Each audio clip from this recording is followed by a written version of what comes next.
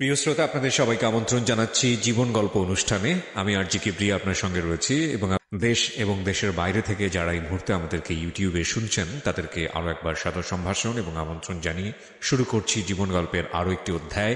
এবং এখানে আরো একজন মানুষ এসছেন তার জীবন গল্প বলার জন্য, যে গল্প আমাদেরকে বরাবরের মতোই অন্যরকম আনন্দ, বেদনা, দুঃখ, কষ্ট সবকিছু মিলিয়ে এই ঢেউগুলোর মধ্য দিয়ে এমন একটা জায়গায় দাঁড় করিয়ে দেবে যে দিন শেষে, গল্প শেষে আমরা কোনো না কোনো মেসেজ নিয়ে বাড়ি ফিরব। এইভাবেই আসলে বিগত 8-9 বছর চলে গেছে শুধু জীবন গল্প শোনাতে শোনাতে। আমার এই কথাগুলো আমি বহুবার বলেছি, বারবার বলেছি, কিন্তু আমি কখনো ক্লান্ত হইনি। অদ্ভুত বিষয় হচ্ছে, খুব বিখ্যাত একজন মানুষের কথা ছিল যে এক নদীতে দুইবার গোসল করা যায় না। খুব চমৎকার একটা কথা। তো ভাই, প্রথমে আপনার নামটা একটু বলেন প্লিজ। আসসালামু আলাইকুম, আমি আল মাহসান নয়ন বলতেছি। আল মাহসান নয়ন, জি। আচ্ছা, তো নয়ন বয়স কত এখন? আমার এখন 24 এর মতো বয়স।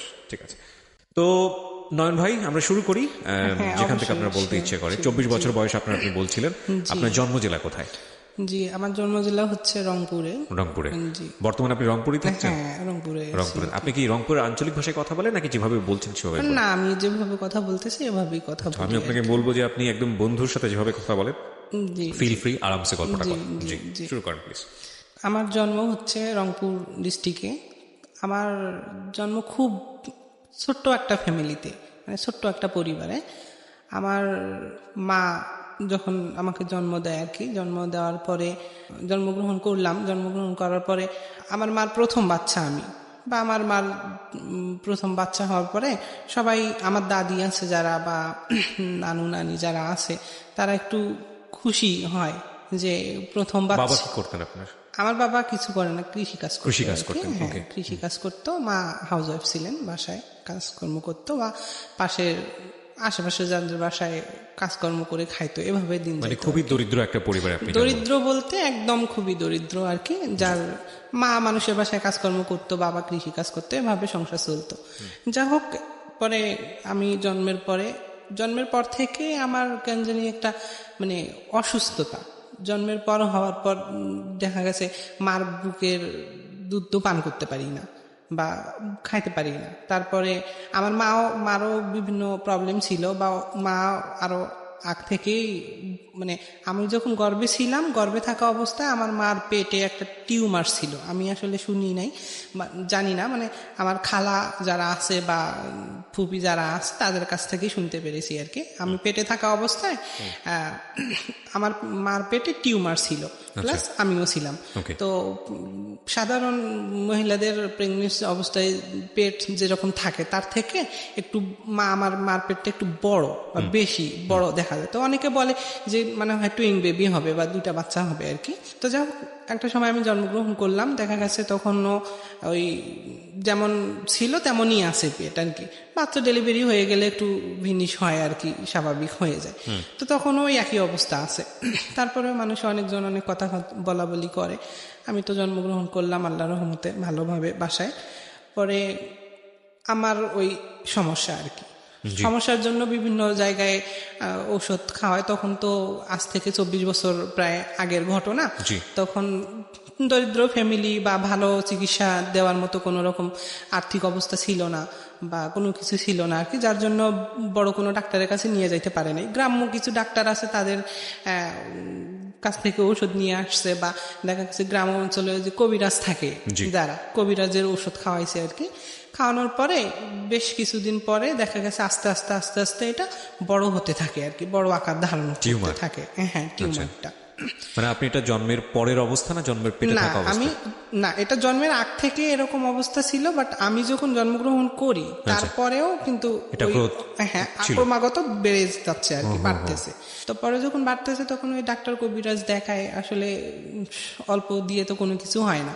তখন ভালো কোনো চিকিৎসার প্রয়োজন ছিল, বড় কোনো ডাক্তারের শরণাপন্ন হওয়ার প্রয়োজন ছিল, কিন্তু দারিদ্রতার অভাবে সেটা হয়ে ওঠেনি। যা হোক, পরবর্তীতে আর কি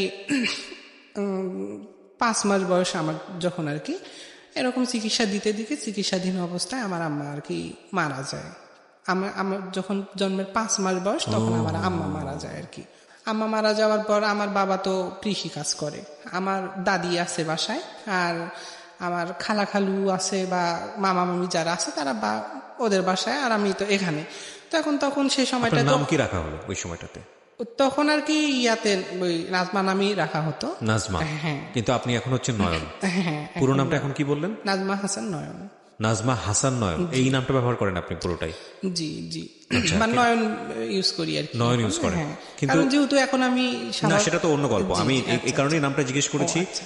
যে আপনি ওই সময়টাতে পরিপূর্ণভাবেই একটা মেয়ে। হ্যাঁ, আচ্ছা, হ্যাঁ, তো নাজমা, জি জি জি। তো এমন তো অবস্থায় তারপরে এখন আমাকে নিয়ে কি করবে? বাবা তো মানুষের বাসায় কাজ করতে না গেলে পেট চলে না, পেটে ভাত যায় না। তখন আমাকে কি করবে? পরে আমার দাদি আমাকে লালন পালন করে আর কি 2-4 মাস। দেখা গেছে এমন কষ্ট যে একটা বাচ্চার যখন এখন জন্মের পর মা মারা যাচ্ছে, বিভিন্ন হরলিক্স বা বিভিন্ন ধরনের খাবার, গরুর দুধ, অনেক কিছু খাওয়াচ্ছে বা নিজে না পারলেও মানুষে হেল্প করতেছে। জি। তখনকার ক্যাপাসিটিতে বা তখনকার পরিস্থিতিটা এমন একটা ছিল, দেখা গেছে যার একটু আছে তাদেরই প্রয়োজন মিটতো না, আচ্ছা। আর অন্যকে কি দিবে, এরকম একটা পর্যায়ে ছিল। গ্রাম অঞ্চল তো এরকম। তো পরে দেখা গেছে আমার দাদি কি করতো, ওই গরুর দুধ কিনতে পারতো না বা এগুলা দামি কোনো কিছু খাওয়াইতে পারতো না।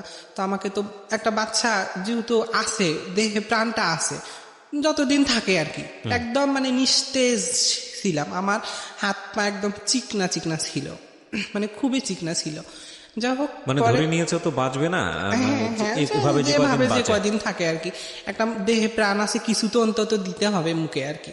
তো কি করতো তখন, অভাব, খুবই অভাব ছিল।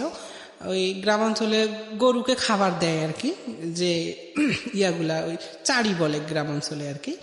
চাড়িতে খাবার খাওয়ার পরে ওই চাড়ির মানে মেঝেতে বা চাড়ির তলায় কিছু অংশ ভাত রেখেই যায় বা থেকেই যায় আর কি। ওই ভাতটুকু কি করতো আমার দাদি ওখান থেকে নিত আর কি, মানে ভাতগুলো উঠায় নিত, নিয়ে পানিতে ধুইয়ে আমাকে লবণ তেল দিয়ে আমাকে খাওয়াইতো আর কি। তো এইভাবে মানে গরুর খাবারের উচ্ছিষ্ট। হ্যাঁ হ্যাঁ, গরুর খাবারের, গরু আছে না অবশিষ্ট যারা, বাবা কিছু কিছু লোক আছে যাদের আর্থিক অবস্থা একটু সচ্ছল, গরু বাসায় গ্রাম অঞ্চলে থাকে, গরুকে খাবার দেয়। তো সেই খাবারটুকু ওই গরু খাবার পরে দেখা গেছে ওই গরুর চাড়িতে নিচের অংশে কিছু থেকেই যাইতো আর কি। তখন এই খাবারটুকু আমার দাদি কি করতো, উঠাই নিত, উঠাই নিয়ে ওই পানিতে ধুয়ে লবণ দিয়ে আমাকে খাওয়াইতো আর কি, মানে ইয়া করে মিক্সড করে খাওয়াইতো। পরে এভাবে এভাবে যখন চলতে থাকলো, আমি তো সুস্থ হই না আবার মরেও যাই না, এমন একটা অবস্থা। তো এমন তো অবস্থায় কি করে একজন জীবিত একটা বাচ্চা, ছোট মাসুম বাচ্চা, ফেরেশতা বলে যে ফেরেশতা, এই তো তাকে তো আর গলা টিপে হত্যা করা সম্ভব না। তো এখন কি করবে? মেরে ফেলতেও পারে না, খাবার পর্যাপ্ত পরিমাণ দিয়ে বেঁচে রাখবে সেটাও করতে পারে না। তো এভাবে চলতে থাকা অবস্থায় একটা সময় আমার গ্রাম প্রতিবেশী আর কি, খালা হচ্ছে সম্পর্কে আমার মার চাচাতো বোন। তো সে, তার 2 ছেলে। তো সে বলতেছে, আচ্ছা সে তো মেয়ে মানুষ, মেয়ে মানুষটা, আমার মেয়ে নাই, আমি দেখি তার দায়িত্বটা নিই, বা ঠিক আছে আমাকে দিয়ে দেন। আমার দাদিকে বলতো, চাচি মানে নাজমাকে আমাকে দিয়ে দেন। হ্যাঁ, ওকে আমাকে দিয়ে দেন, আমি দেখি ওকে একটু চিকিৎসা দেই বা কি করতে পারি ওর জন্য, আচ্ছা। আমাকে দায়িত্বটুকু যদি দেন আমি তাহলে নিব। তো পরবর্তীতে আমার বাবা, সবাই বলে বাবাকে বিয়ে করার জন্য যে আসলে বাচ্চাটার তো একটা গতি হওয়ার দরকার, বা কি বাবা বলে যে ও বাচ্চা বাঁচে, বাবা অ্যালাউ করে না। বা মা মারা যাবার পরে যখন আমি এরকম নিস্তেজ, সবাই বলে বাচ্চা বাঁচবে না, তখন আমার বাবা এই বিষয়টা একটু মাথায় নেয় না যে আসলে এটা আমার মেয়ে, বা এটাকে আমি কি করব, এরকম সমস্যা বা অসুস্থ আমি কোথাও নিয়ে যাই, কারো কাছে, ডাক্তারের কাছে বা কবিরাজের কাছে নিয়ে যাই, সুস্থ করার চেষ্টা করি, এগুলো আমার বাবা করতো না। আমার বাবার ধান্দায় আমার বাবা থাকতো, আমার বাবার কাজকর্ম আমার বাবা করতো। তো যাই হোক, একটা সময়ে উনি নিল আর কি, প্রতিবেশী খালা হচ্ছে, উনি আমার দায়িত্ব নিল। নেওয়ার পরে আমাকে বিভিন্ন জায়গায় ডাক্তার নিয়ে যায়, কবিরাজের কাছে। উনিও আশেপাশের প্রতিবেশীদের বাসায় কাজকর্ম করে সংসার চালায় আর কি। ওনার হাজব্যান্ড প্রতিবন্ধী, আর 2টা ছেলে। তো তখন তো উনি তো সেই তো আমাকে নিচে জাস্ট একটা মানবিকতার খাতিরে, যে বাচ্চাটা মরে যাচ্ছে, আমারও মেয়ে নাই, দেখি নিয়ে একটু লালন পালন করি আর কি।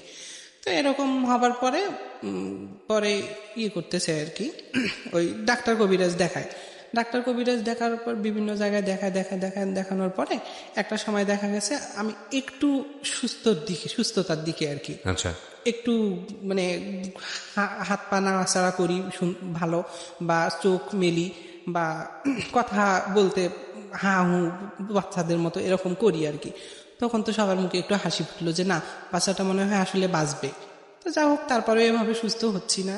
এখন ওই এর মতো অবস্থায় চিকিৎসা চলতেই থাকে। ওই ডাক্তারে বাজারে আর কি হোমিওপ্যাথিক ঔষধ যেটাকে বলে, সেই হোমিওপ্যাথিক ঔষধের একটা কোর্স দিত 6 মাস খাওয়ানোর জন্য।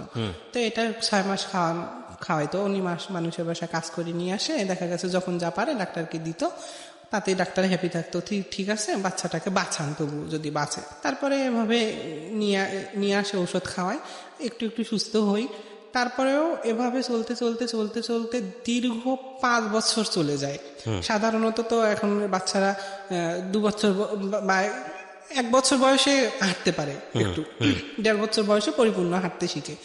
তো এভাবে 5 বছর হয়ে গেছে, তারপরেও আমি হাঁটতে পারি না, আচ্ছা, উঠে দাঁড়াইতে পারি না আর কি।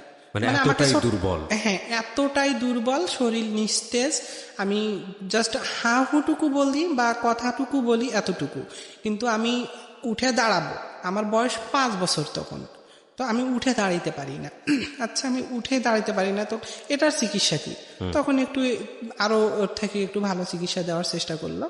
একটা সময় দেখা গেছে 6 বছর যখন বয়স, আরো 1 বছর পরে ডাক্তার বলতো কি যে ওই বারান্দায় একটা লাঠি বেঁধে দিয়ে লাঠিটাতে ওর হাতটা রশি দিয়ে বাঁধি দিয়ে ওকে একটু এদিকে ডাকেন আবার ওইদিকে ডাকেন, এরকম ডাকাডাকি করলে পরে দেখা যাক কি হয়। পরে যখন ডাক্তার এই সলিউশনটা দিল, বাসায় এসে তারা সেটাই করলো। বারান্দার পিলারে আর কি 2 সাইডে একটা লাঠি বেঁধে দিয়ে আমার হাত রশি দিয়ে ওইটার মধ্যে বাঁধি দেওয়া হতো, দাঁড় করায় আর কি। তা আমি তো পড়ে যাই, উঠতে পারি না। তো এরকম থাকতে দেখা গেছে একটা সময় আল্লাহর রহমতে একটু হাঁটতে পারতেছি বা হাঁটা শিখলাম দীর্ঘ 6 বছর পরে। তখন তো দীর্ঘ 6 বছর পরে আমি একজন মানুষ হিসেবে হাঁটতে শিখি, বা একটা বাচ্চা হিসেবে হাঁটতে শিখি। তো যাই হোক, হাঁটতে শিখলাম। হাঁটার পর তো আমার বয়স তো এদিকে অনেক চলে গেল। তারপরে আরেকটু সুস্থ হইলাম আল্লাহর রহমতে। আল্লাহ যতটুকু সুস্থ করলো, করার পরে বলে যে ঠিক আছে বাচ্চাটাকে স্কুলে দে। সবাই বলে, যখন আমার বয়স 8 বছর তখন, বা একটু চলাচল করতে পারি, দৌড়াদৌড়ি করে ঘুরতে পারি, খেলতে পারি, এরকম। তো তখন আর কি বলার পরে আমাকে স্কুলে দেওয়া হয়, প্রাক স্কুলে, গ্রামের যে প্রাক স্কুলগুলো থাকে ওই স্কুলে দেওয়া হয়। তো গ্রাম এই পাশ থেকে ওই অল্প একটু যাতায়াত, তো এইটুকু যাতায়াত করলাম, পড়াশোনা করলাম। আল্লাহ রহমতে আল্লাহ যতটুকু ভিতরে দিয়েছেন মোটামুটি লেখাপড়ায় ছিলাম আর কি, বা পড়তাম। যা আশা করতে প্রায় ক্লাস মানে ইবতেদায়ী পাশ করলাম আর কি, ব্রাক স্কুল পাশ করলাম। ক্লাস 5-এ পরীক্ষা দিলাম, পরীক্ষা দিয়ে পাশ করলাম। পাশ করার পরে আমাকে ক্লাস 6-এ ভর্তি করে দেওয়া হলো। ক্লাস 6-এ ভর্তি করে দেওয়ার পর আমি চলতেছি স্বাভাবিক, এভাবে চলতেছি, এখন আর কোনো প্রবলেম নেই। আগের যে প্রবলেমগুলো সে সবগুলো সলভ হয়ে গেল মোটামুটি একটা ব্যবস্থা হয়ে গেছে ইনশাআল্লাহ। খাওয়া দাওয়ার ব্যবস্থা সেরকম নাই, যেমন ওই খালা কি করে মানুষের বাসায় যতক্ষণ কাজ করে নিয়ে আসে না ততক্ষণ আমাকে না খেয়ে থাকতে হতো। দেখা গেছে আমি স্কুলে গেছি, আমাকে ছেঁড়া সেলোয়ার জামা পরে যাইতে হইতো স্কুলে, বা জামা থাকতো না অনেক সময়। স্কুলে যাইতাম, বান্ধবী যারা ছিল তারা বলতো এই দেখো ওর জামাটা ছেঁড়া, এভাবে হাসাহাসি করতো আর কি। খারাপ লাগতো। বাসায় এসে বলতাম এরকম মুখজনে আমাকে এভাবে বলে, তো কয় আমাদের নাই, কি করব আমরা, তো এভাবে চলতে হবে। তখন কি করে, যাদের বাসায় কাজ করে বা আশেপাশে যারা থাকে তাদের কাছে আর কি নিয়ে আসে যে মেয়েটা তো একটু পড়াশোনা করে, একটু স্কুলে ভালো জামা পরে যাওয়া লাগে, তোদের মেয়ের থাকলে একটু দে। তো অনেক সময় যাদের থাকতো তাদের পর্যাপ্ত পরিমাণের থেকে থাইতে যদি বেশি থাকতো, বা যারা ইউজ করছে যেগুলা ইউজ করে ফালাই দিছে, এগুলা থেকে কিছু দিত আর কি। তো আমি আবার ওগুলা পরে স্কুল করতাম। তো এভাবে যাচ্ছে, ক্লাস 6 চলে গেল, 6ষ্ঠ শ্রেণী। তারপরে 7ম শ্রেণীতে যখন উঠলাম, আমি 7ম শ্রেণীতে উঠার পর আমার যে মেয়ে হিসেবে স্বীকৃতি পাওয়ার জন্য যে এটা প্রয়োজন, বা মিন্স আপনি যেটাকে বলছেন যে মানে ন্যাচারালি মেয়ে হওয়ার যেই ব্যাপারটা থাকে প্রকৃতিগতভাবে আপনি সেভাবেই তখন একটা মেয়ে হলেন। হ্যাঁ আচ্ছা। হ্যাঁ, তা আমি জন্মগত সূত্রে একজন মেয়ে, আমি তো আমার স্বাভাবিক চলাফেরা, মানুষের সঙ্গে খাওয়া দাওয়া, উঠা বসা, মেয়ে বান্ধবী, মেয়েদের সাথে খেলা, সবকিছু আমার মেয়েদের মতো। তো পরে আর কি বাসা থেকে করলো, আমাকে নাক ফুটো করে দেওয়া আছে। মেয়েদেরকে যেভাবে একটা বাবা মা বা সমাজ বা পরিবেশ বা মানুষ যে দৃষ্টিতে দেখে বা মেয়েদের নিয়ম কানুন যেগুলো থাকে সেভাবে আমাকে চলা হচ্ছে বা সেভাবে চলতে দেওয়া হচ্ছে। তো আমার নাক ফুটো করে দেওয়া হয়, কান ফুটো করে দেওয়া হয়।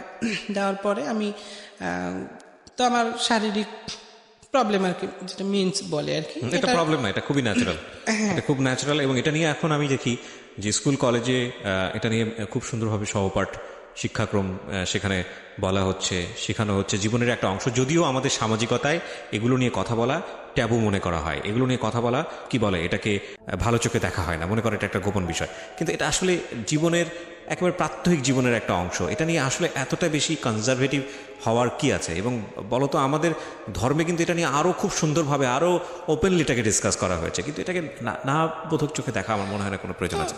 জি বলেন। তারপর হ্যাঁ, তারপর এটাও হয়, রেগুলারও হচ্ছে। এখন এভাবে চলতে আমি আমার মতো চলতে আছি। পূর্বের যে সমস্যা কিংবা পূর্বের যে অসুস্থতা বা যে প্রবলেমগুলো ছিল এগুলো আল্লাহ হয়তো বা আমার জীবন থেকে দূরীভূত করে দিল, এটা আমি নিজের কাছে মনে করতেছি। বা আমি বাবা মা বলতো বা আমার আছে না ছোটবেলার কিছু অংশ অনেকের স্মরণ থাকে যে আসলে আমার ছোটবেলায় আমি এরকম করছি ওরকম করছি, এগুলো খেয়াল থাকে আর কি। তো আমারও কিছু কিছু অংশ মনে পড়ে যে আমার জীবনে এরকম এরকম ছিল। তো তারপরে চলতেছি আমার মতো, আমি চলতেছি, ভাবলাম যে আমার জীবনের সমস্যার সমাধান বুঝি হয়ে গেল আর কি। আল্লাহ তাআলা এখন মানুষের ভাগ্যে কার ভাগ্যে কি রাখছে এটা তো কেউ বলতে পারবে না বা বলাটা খুবই মুশকিল ব্যাপার।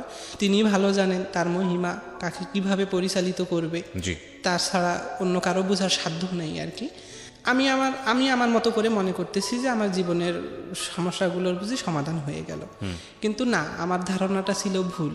তখনও আমার জীবনের সমাধান কিন্তু হয়ে যায়নি, কিন্তু পরবর্তীতে যে এগুলার থেকেও আমার জীবনে ভবিষ্যতে আরো বড় ঝড় আসতে পারে কিংবা এর থেকেও করুণময় কোনো একটা ঘটনা কিংবা কোনো কিছু আমার জীবনে ঘটে যাইতে পারে, এটা তো আমার কল্পনার বাইরে ছিল, এটা তো আমি কখনোই কোনোদিন ভাবিনি। এই জন্যই বলা হয় তুমি যে অবস্থায় আছো শুকর করো, পরিস্থিতি তোমার খারাপ হতে পারে। জি জি, আলহামদুলিল্লাহ। তো এমন তো অবস্থায় আমি চলতেছি, চলা অবস্থায় আমি যখন ক্লাস 8-এর পরীক্ষা দিলাম, স্বাভাবিক মেয়ে মানুষ থাকা অবস্থায় আমাদের বাসা থেকে আমাদের পরীক্ষার সেন্টার ছিল প্রায় 27-28 কিলো দূরে।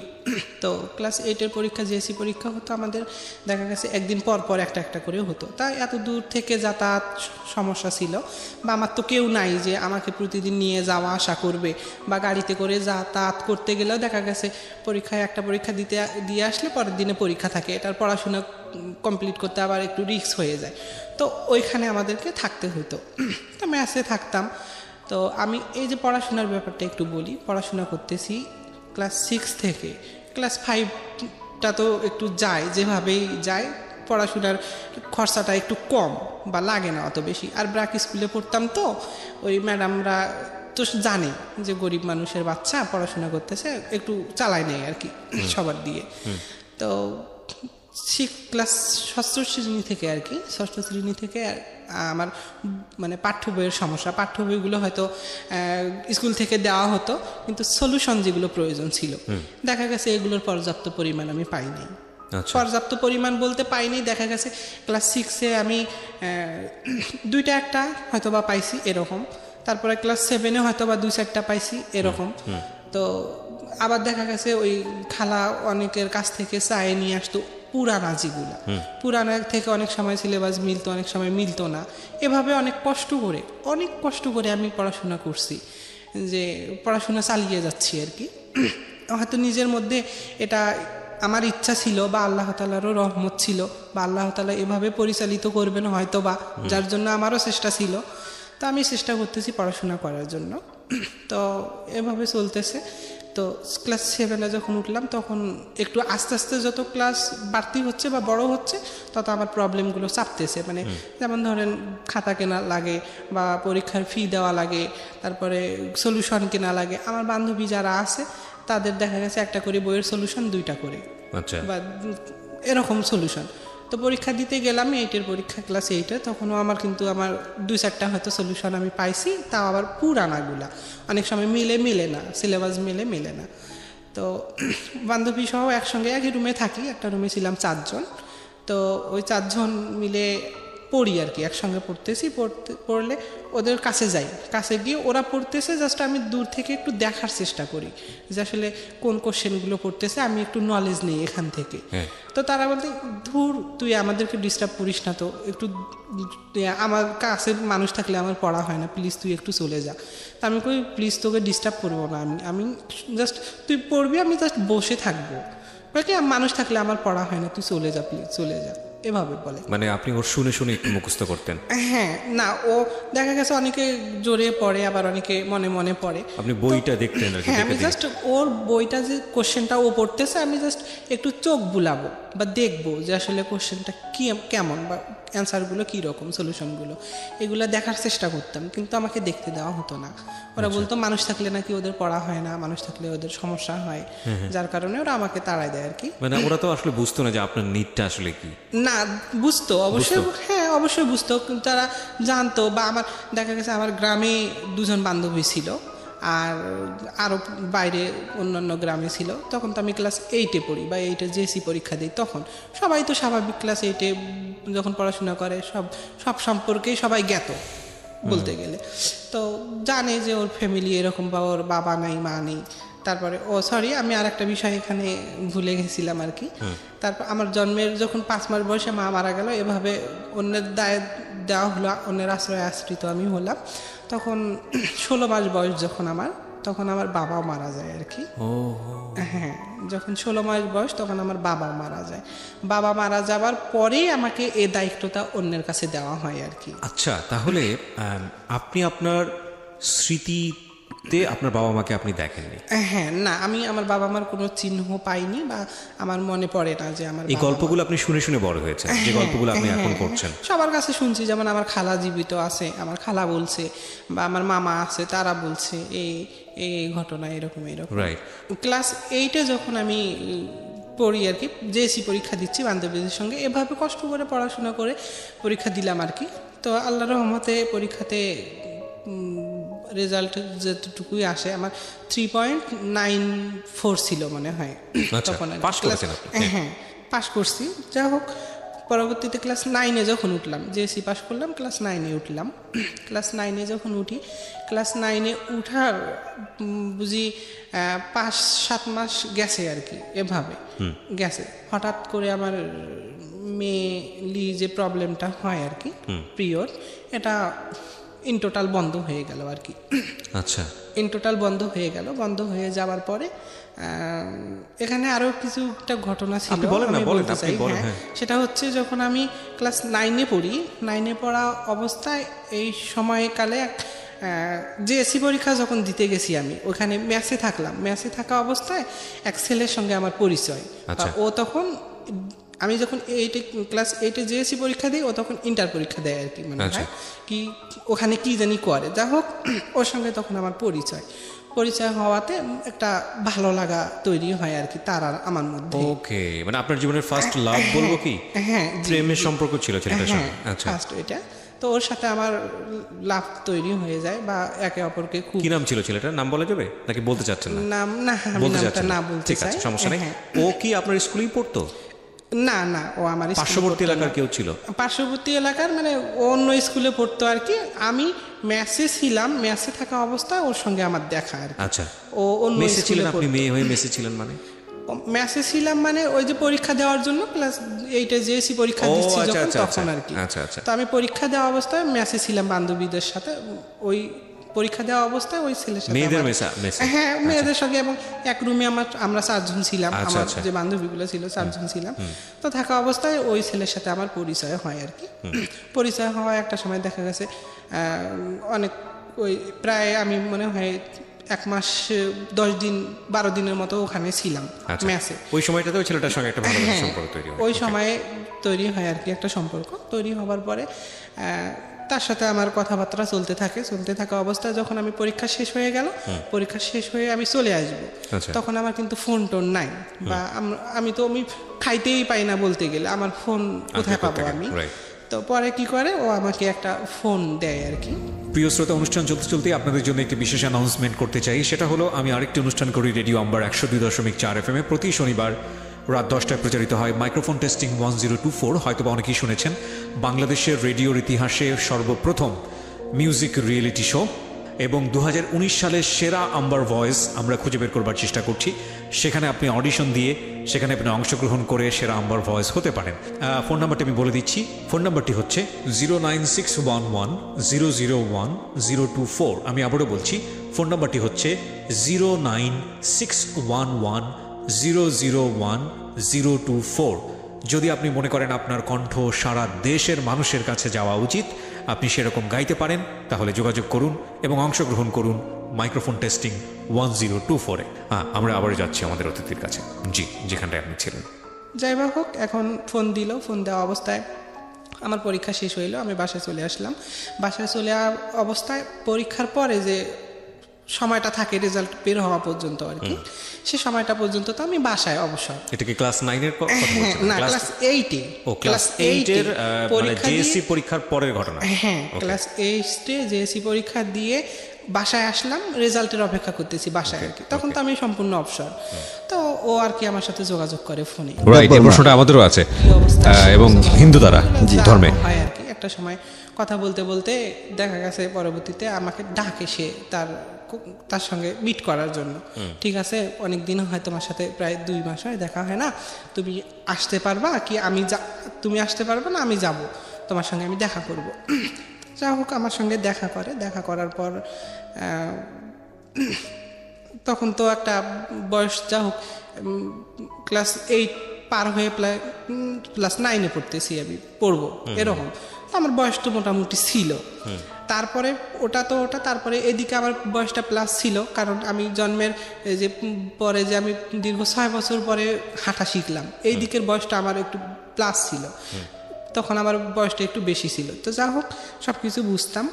তারপরে ওর সঙ্গে আমি মিট করার পরে এখন আবেগের বশে বলেন আর প্রেমের সম্পর্কেই বলেন, ও আমাকে আর কি যেভাবে হোক আমাকে একটা মানে ওর শারীরিক সম্পর্কে জড়ায় আর কি। এভাবে 2-3 দিন প্রায় শারীরিক সম্পর্ক হয়। শারীরিক সম্পর্কটা হবার পরে আমার প্রায় 20 দিন হবে সম্ভবত, বা 1 মাস হয়নি, আমার গতবারে পিরিয়ড হয়ে গেছে। তারপর ওর সঙ্গে আমার শারীরিক সম্পর্ক হবার পরে আবার নেক্সট টাইম যখন পিরিয়ড হবে, তখন নেক্সট টাইম আর পিরিয়ড আসে না আমার। আচ্ছা, সো ইউ আর কনফিউজ যে অ্যাকচুয়ালি প্রবলেমটা কোথায়, মানে কোনো কিছু দুর্ঘটনা ঘটে গেল কিনা। হ্যাঁ, এরকম একটা কনফিউজ ছিল। বা যখন আসতো না হয়, সাধারণত আমার জানা মতে বা আমরা জানি মেয়ে মানুষ যে শারীরিক অসুস্থতার জন্য অনেক সময় মেয়েদের পিরিয়ড অফ হয়ে থাকে আর কি। তো এটাও হয় না, তখন আমি সেভাবেই মনে করলাম। তারপরেও মনে একটা কনফিউজ ছিল যে আমি তো বুঝতাম সব কিছু, ভালো মন্দ সব কিছু বুঝতাম। তো মনে হতো যে আসলে তার সঙ্গে তো আমি শারীরিকভাবে বা মিলামেশা করছি বা তার সঙ্গে ছিলাম, এখন আমার আসলে অনেক কোনো দুর্ঘটনা ঘটে গেল কি না। তো যা হোক, পরে না, এরকম কোনো কিছু না। পরে আম্মাকে বাসায় যারা আছে তাদেরকে বললাম, বা ভাবি যারা আছে তাদেরকে বললাম, তারা বিষয়টা দেখে, হয় না, কোনো ক্রমে এগুলা আসে না আর কি। মানে ঔষধ খাই আর কি, বিভিন্ন ঔষধ খাওয়া। ডাক্তারের কাছে যাচ্ছিলেন নাকি মানুষের পরামর্শ শুনে? মানুষের পরামর্শ শুনে ওই ভাবি যারা আছে তারা আমাকে ডাক্তারের কাছে নিয়ে যায়, ঔষধ খাওয়ায়। তারপরে এর মাঝখানে আর একটা কথা আছে, সেটা হচ্ছে যে এর মতো অবস্থা আমি ওই ছেলেকে জানাই এই ঘটনাগুলা। ওকে, যে আসলে এরকম আমার কেন জানি এই প্রবলেম। তো মানুষে তো আমার ভাবি আছে বা বাসায় আছে, ও আছে, অনেক কথা বলা বলি করে আর কি, যে কোনো হইল কি না। তো তখন ও কি করে যে হ্যাঁ হতেও পারে, যে এরকম বলে আর কি। বলার পরে আমাকে ও আর কি একটা ঔষধ সেবন করায়, মানে ও ডাক্তারের কাছে বলে যে এরকম, মানে এটা তো শিওর না, কনফার্ম না যে আসলে আমার পেটে বেবি আসছে কি না, এটা তো আমরা ইয়ে না, কিন্তু তারপরেও এটা ধারণা করে নেওয়া হয়েছে যে হ্যাঁ আপনি কনসেপ্ট করেছেন। হ্যাঁ কনসেপ্ট করছি। তো এর ভিত্তিতে আমাকে ও আবার ঔষধ নিয়ে আসে, সেবন দেয় আর কি, যে ঠিক আছে তুমি এটা এইভাবে খাও, তাহলে তোমার এটা ঠিক হয়ে যাবে, এভাবে বলে আর কি। তা আমিও তো সেটা শিওর মনে করলাম, তখন ওই ঔষধগুলো কিন্তু সেবন করি আমি। ওষুধগুলো সেবন করার পরে দেখা গেছে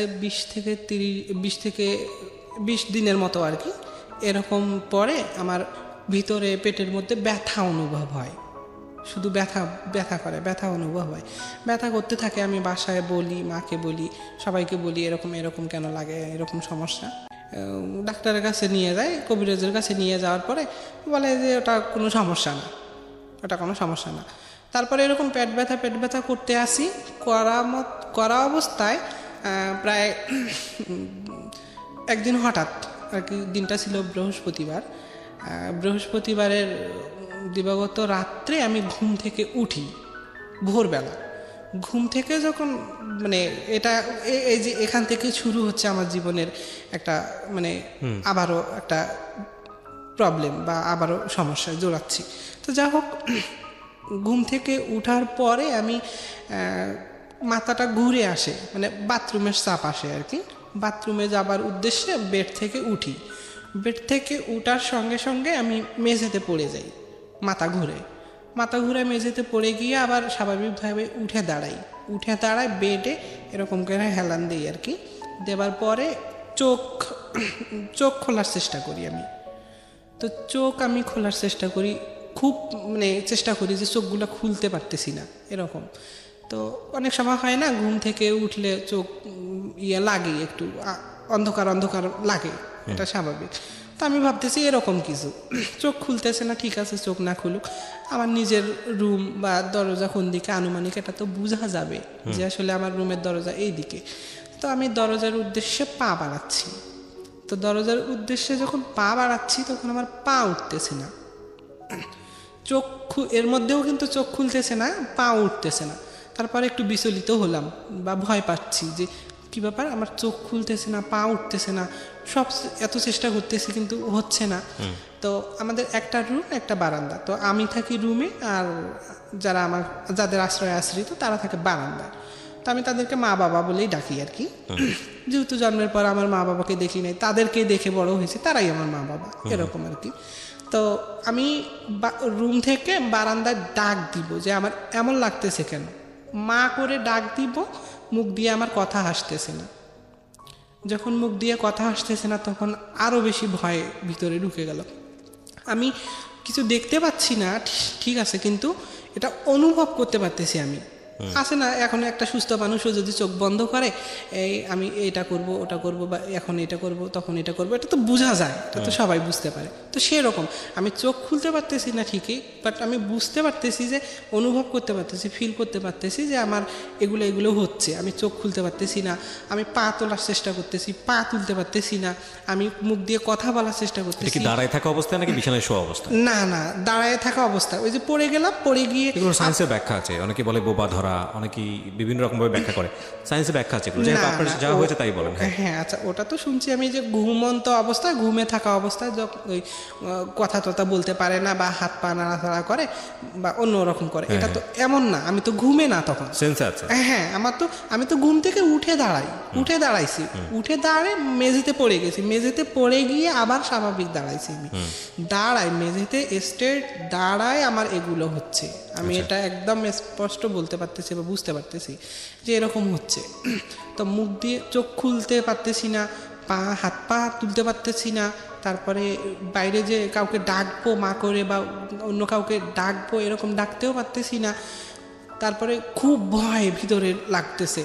তারপরে কিছুক্ষণ পর আমি চোখ খুলতে পারি না, কিন্তু আমি বুঝতে পারতেছি যে আমার আশেপাশে একটা মানুষ আকৃতির ছায়া, এটা ফিল অনুভব করতে পারতেছি, বা একটা অন্তর চোখে হয়তো দেখতে পারতেছি যে এটা দেখা যাচ্ছে, মানুষ আকৃতির ছায়া একটা আমার আশেপাশে ঘোরাঘুরি করতেছে। অনেক সময় হয় কি, দেখা গেছে আমরা চলতে চলতে রাত্রেবেলা যখন একা একা যাই, তখন চলতে চলতে মনে হয় যে আমার পিছনে বুঝি কেউ আছে, এরকম মনে হয় না?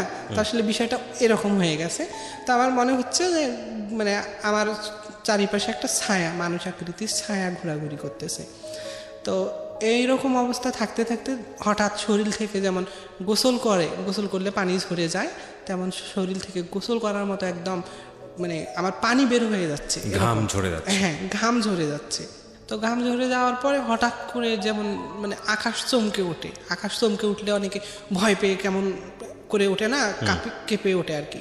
তো এরকম হঠাৎ করে আমার মনে হচ্ছে যে আমার মনে হয় আকাশ চমকে উঠলো। ওঠার পরে আমি একদম সমস্ত শরীর ঝিকে মিকে উঠে মানে ভয়ে ধাম করে একদম মেঝেতে পড়ে গেলাম।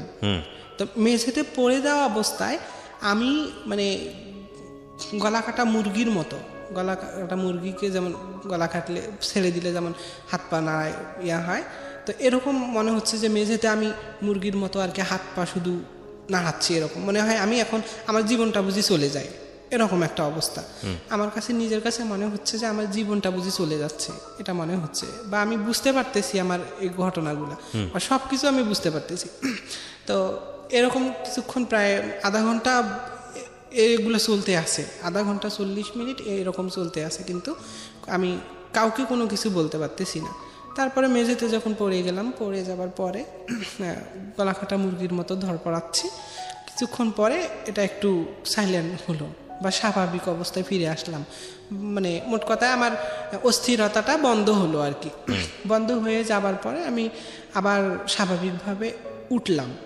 স্বাভাবিকভাবে উঠে আবার ওই দাঁড়ায় থাকা অবস্থায় মনে হচ্ছে আমার ভিতরের নাড়ি ভুঁড়িগুলা সমুদ্রের ঢেউয়ের মতো ওলট পালট হচ্ছে, এরকম মনে হচ্ছে যে ভিতরে একদম নাড়ি ভুঁড়িগুলো একদম কেমন কেমন করতেছে, এরকম মনে হচ্ছে যে ওলট পালট করতেছে। তো এরকম কিছুক্ষণ হলো, হবার পরে আমি একটা সময় স্বাভাবিক অবস্থায় ফিরে আসলাম, বা আমার সেন্স আসলো বলতে আমি হাত পা নাড়াতে পারতেছি, আস্তে আস্তে চোখটা ঘুরলো। তারপরে বাহিরে যাচ্ছি আর কি। তো বাহিরে যাওয়া অবস্থা আমার খুব বাথরুমের চাপ আসে। তো বাথরুমের চাপ আসাতে বাথরুমে যাই আর কি। বাথরুমে যায় আমি মানে প্রস্রাবের জন্য প্রেশার দিচ্ছি আর কি, যে প্রস্রাব আসুক, কিন্তু প্রস্রাব আসতেছে না।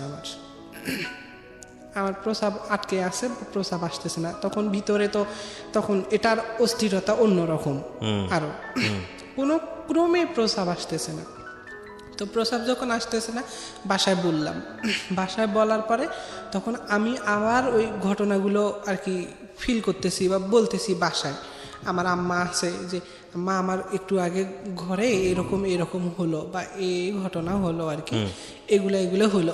কয় কি বলো তুমি এসব, এগুলা বলতেছে। কারণ তখনও তো আমার কোনো চেঞ্জ আসেনি, কারণ আমার একটা মানে এগুলো কি যেন একটা হয়ে গেল, এটা এরকম শুধু এইটুকুই জানা যে কি যেন একটা হয়ে গেল, তখন আমার সেন্স আসেনি। তো এই যে বাথরুম আটকে আছে, এটা আসতেছে না, এটাই প্রবলেম। তো যখন এটা আসতেছে না, তারপর ওই